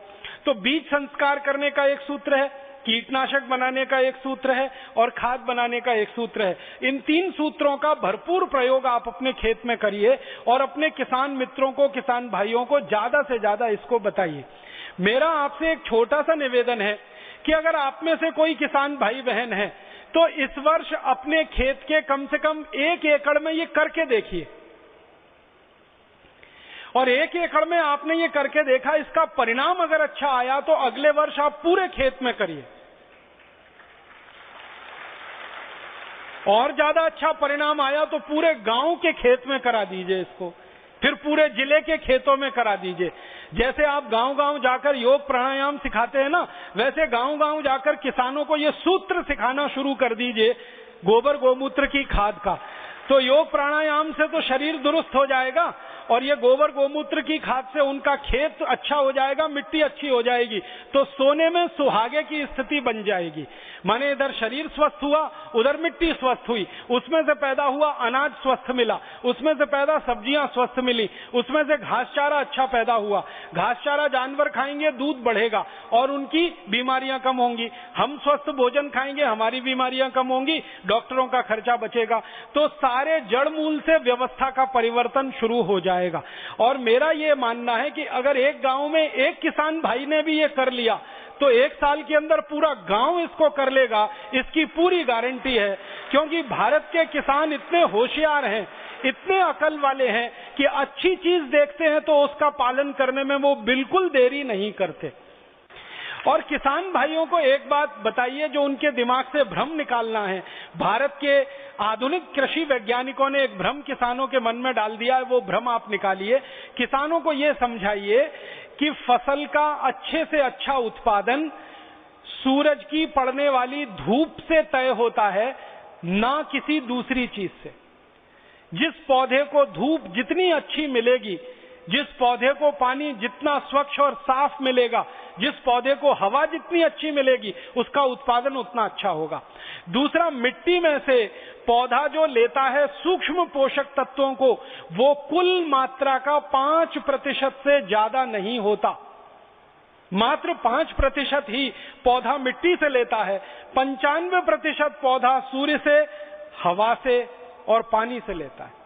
इसलिए किसानों को यह समझाइए कि सूरज की धूप पौधे को ज्यादा से ज्यादा मिले, इस पर वो ध्यान दें, ना कि खेत की मिट्टी में से सूक्ष्म पोषक तत्व तो ज्यादा मिले। मिट्टी से तो 5% लेना है, इससे ज्यादा वो लेगा नहीं। और एक बात आप किसान भाइयों को बताइए कि और अच्छा उत्पादन अगर लेना है अपने खेत में, ये तो एक तरीका हुआ उत्पादन लेने का, खर्चा कम करना, उत्पादन ज्यादा लेना। इससे भी अच्छा उत्पादन अगर खेत में से लेना है तो किसान भाइयों को कहिए कि एक फसल के साथ दूसरी फसल जरूर करें, दूसरी फसल के साथ तीसरी फसल करें, तीसरी के साथ चौथी करें। माने जिसको हम लोग मिक्स्ड क्रॉप कहते हैं ना, कई फसलें एक साथ करना, ये सबसे ज्यादा उत्पादन लेने का अच्छा तरीका है। जैसे मैं आपको महाराष्ट्र के हिसाब से बताना चाहता हूं, कपास महाराष्ट्र में बहुत होता है, तो किसानों को कहिए कि कपास के साथ तुअर की खेती जरूर करें, दोनों का उत्पादन बढ़ता है। तुअर का भी उत्पादन बढ़ेगा, कपास का भी बढ़ेगा। कारण क्या है? कपास मिट्टी में से जिस सूक्ष्म पोषक तत्व को ज्यादा लेता है, तुअर उसी सूक्ष्म पोषक तत्व को मिट्टी को ज्यादा देती है। कपास की अच्छी फसल होने के लिए नाइट्रोजन ज्यादा चाहिए, और तुअर का जो जड़ होता है वो सबसे ज्यादा नाइट्रोजन फिक्स करता है मिट्टी में। तो तुअर को कपास के साथ लेना शुरू करें, दोनों का उत्पादन बढ़ेगा। इसी तरह से गेहूं के साथ ऐसी दूसरी कई सारी फसलें हैं जो हमारे किसान कर सकते हैं। जैसे गेहूं के साथ सरसों बहुत अच्छे से होता है, सरसों का भी उत्पादन ज्यादा मिलता है, गेहूं का उत्पादन भी ज्यादा मिलता है। और मेरे से ज्यादा ये बात तो किसान जानते हैं, सैकड़ों साल से वो खेती कर रहे हैं। उनको कहिए कि 50 साल पहले आप जो जो फसलें एक दूसरे के साथ मिक्स करके करते थे, वो सब शुरू कर दीजिए, तो सबसे ज्यादा उत्पादन उसी में मिलता है और मिट्टी का सुधार सबसे ज्यादा उसी में होता है। मैंने यहाँ उत्तराखंड में देखा है और हिमाचल में देखा है, बहुत सारे किसान भाई एक साथ एक ही खेत में 7 फसल लगाते, 7 फसल लगाते, और हर फसल ज्यादा होती है उनकी, और ये काम वो सैकड़ों साल से करते चले आ रहे हैं। तो इसी तरह के किसान भाई हमारे पूरे भारत देश में एक साथ कई फसलें लगाएंगे अपने खेत में, तो उससे उनको बहुत लाभ होने वाला है। और एक भ्रम हमारे किसानों का दूर हो जाए तो बहुत ही अच्छा है। किसानों को निवेदन ये करना है कि ये गोबर गोमूत्र का जो खाद हम खेत में डालेंगे, इस खाद की मदद से पानी बहुत कम खेत को लगता है। मैं एक उदाहरण से समझाता हूं, अगर यूरिया डीएपी से गेहूं की खेती करें तो कम से कम पूरी खेती को करने में 5 से 6 बार पानी देना पड़ता है, लेकिन गोबर और गोमूत्र से गेहूं की खेती करें तो 3 बार और 2 बार पानी देने में ही बहुत अच्छी भरपूर खेती हो जाती है। माने पानी का उपयोग भी कम होता जाता है। और ये बात ध्यान देने की है कि गोबर गोमूत्र का उपयोग करके जब आप खेती कर रहे हैं तो खेत में आपको हमेशा पानी भरा रहे इसकी कोई जरूरत नहीं है। मिट्टी खाली खेत की गीली होती रहे, मिट्टी में खाली नमी बनी रहे, अगर इतने ही पानी का आप उपयोग करेंगे तो भी फसल बहुत अच्छी आती है। अक्सर हमारे किसान भाई क्या करते हैं, खेत में पानी भर के 2-3 दिन छोड़ देते हैं। गोबर गोमूत्र की खेती में खेत में पानी भर के रखने की जरूरत ही नहीं है। थोड़ा सा पानी जो मिट्टी को भिगा दे, इतना ही फसल के लिए पर्याप्त है। तो हमने देखा है कि गोबर गोमूत्र की खेती करने में 80% खर्चा तो खाद और कीटनाशक का बच गया, करीब 50 से 60% खर्चा पानी का बच गया, और इस गोबर गोमूत्र की खेती में बहुत कम मात्रा में खरपतवार होती है तो खरपतवार निकालने का खर्चा भी बच गया। माने किसान की जिंदगी का लगभग 90% खर्चा बचता है, 10% खर्चे में ही खेती हो जाती है। और मैं आपको गणित से ये बताना चाहता हूं कि कोई भी किसान भाई गोबर गोमूत्र की खेती अगर करेंगे अपने खेत में तो 100 रुपए आप लागत में लगाएंगे तो 1000 रुपए का उत्पादन आपको मिल जाएगा। 10 रुपए लागत में आप लगाएंगे 100 रुपए का उत्पादन आपको मिल जाएगा। 10,000 रुपए अगर आपने लागत के रूप में लगा दिए, 1 लाख रुपए का उत्पादन बड़े आराम से मिल जाएगा। अगर मुनाफे का प्रतिशत निकालेंगे तो गोबर गोमूत्र की जो विषमुक्त खेती है, जहर मुक्त खेती है, इसमें 900% मुनाफा बहुत आराम से होता है, जो दुनिया के किसी भी दूसरे धंधे में ईमानदारी से नहीं हो सकता। आप कोई भी व्यापार करें, किसी भी व्यापार में ईमानदारी से 900% मुनाफा आप नहीं कमा सकते, बेईमानी से तो हजारों प्रतिशत कमा सकते हैं। खेती और खेती मात्र एक ऐसा व्यवसाय है जिसमें गोबर गोमूत्र का उपयोग करके, जानवरों के मूत्र का उपयोग करके, जानवरों के मल का उपयोग करके आप 900% मुनाफा कमा सकते हैं।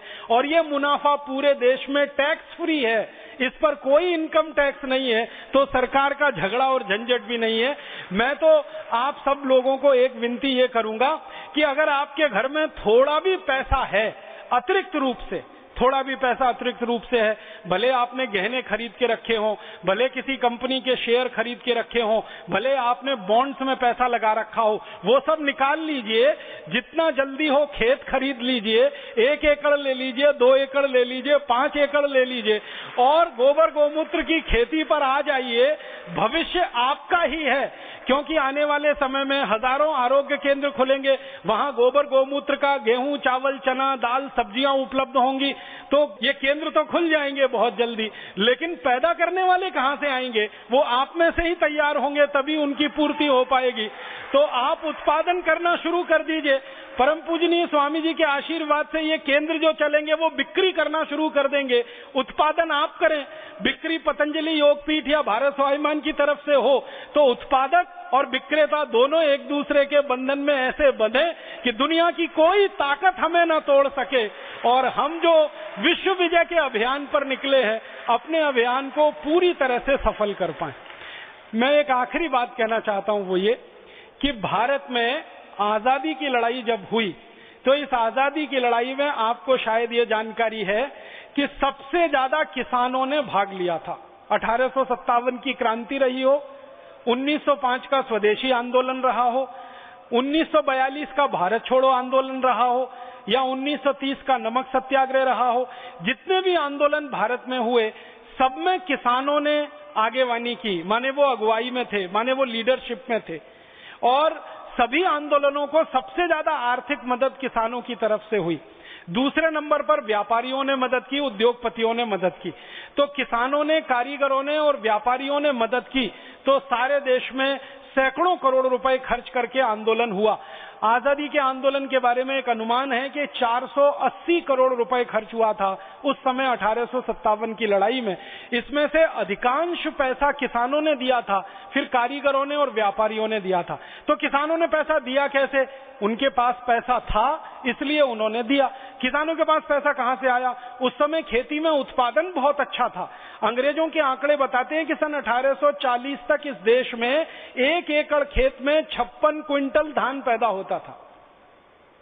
पश्चिम महाराष्ट्र के दस्तावेज हैं, कोल्हापुर, सांगली, सतारा के आसपास के इलाके में 1840 में 1 एकड़ में 120 मीट्रिक टन ऊस उत्पन्न होता था।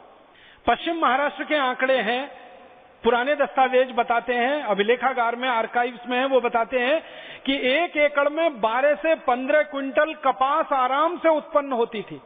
अब 56 क्विंटल धान, 120 मीट्रिक टन गन्ने का उत्पादन, ऊस का उत्पादन, 12 से 15 क्विंटल कपास, भरपूर उत्पादन होता था किसानों के खेत में।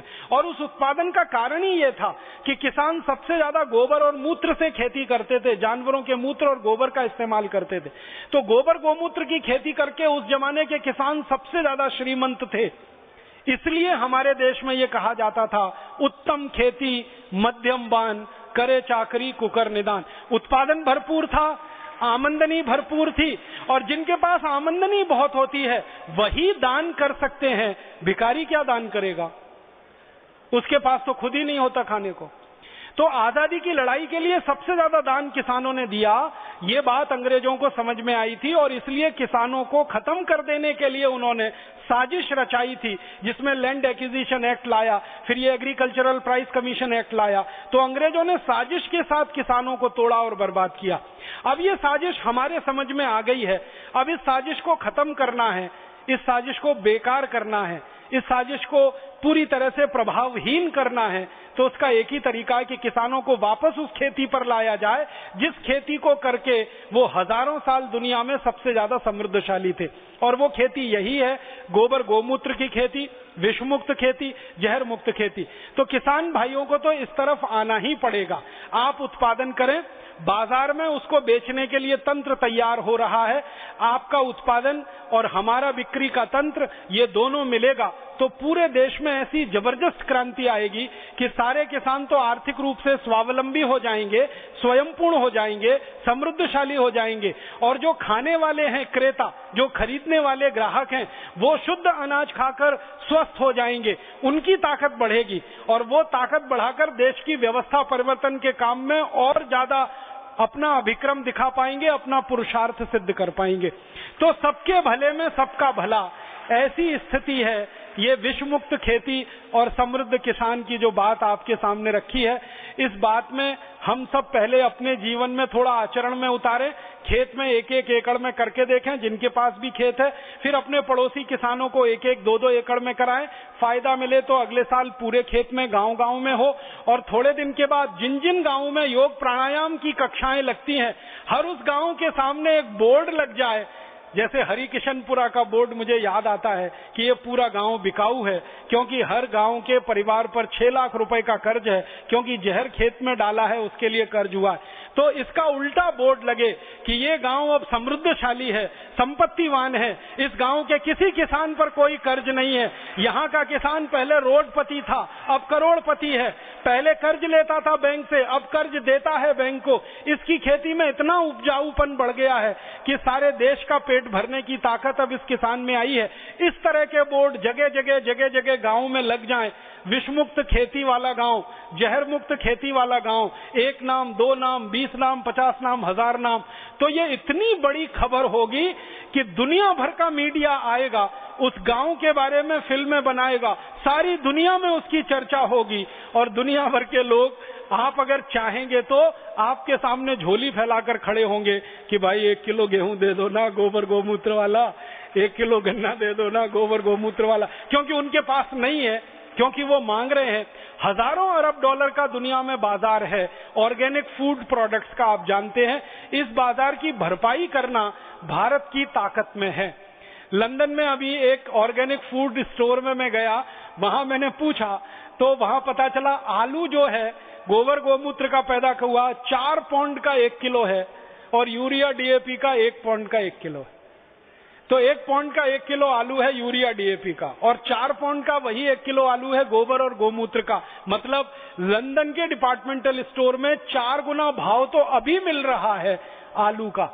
अगर सारे देश में इसी तरह के उत्पाद हम दे सकें और सारी दुनिया में उनको सप्लाई कर सकें तो 4-4 गुनी कीमत डॉलर में, पाउंड में, यूरो में हम लाएंगे और भारत के किसानों के खातों में डॉलर, पाउंड और यूरो ही जमा कराएंगे। और डॉलर, पाउंड, यूरो जैसे जैसे भारत में आएगा, भारत की इज्जत और हैसियत बढ़ती जाएगी। ये रुपए और डॉलर की कीमत, डॉलर और रुपए की कीमत या पाउंड और रुपए की कीमत ये बदलती चलना शुरू हो जाएगी। आप जानते हैं जिस मुद्रा की डिमांड ज्यादा होती है उसकी कीमत ज्यादा होती है, लेकिन सप्लाई ज्यादा हो जाए तो कीमत घट जाती है। तो आप उसको सिद्ध कर दीजिए इस देश में।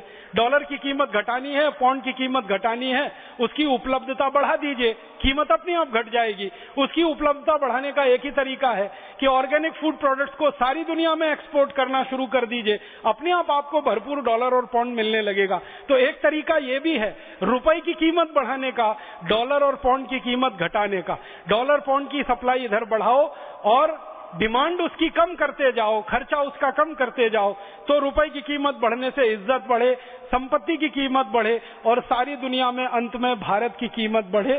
भारत फिर से सोने की चिड़िया बने, समृद्धशाली हो, स्वदेशी हो, स्वाभिमानी हो, किसी के सामने भीख फैलाने मांगने वाला देश ना हो, देने वाला देश बने, लेने वाला देश ना हो। ये सब किसानों की ताकत से और विष मुक्त खेती और समृद्ध किसानों की ताकत से हो सकता है। ये बोलकर मैं आप सबका आभार व्यक्त करता हूँ, धन्यवाद देता हूँ।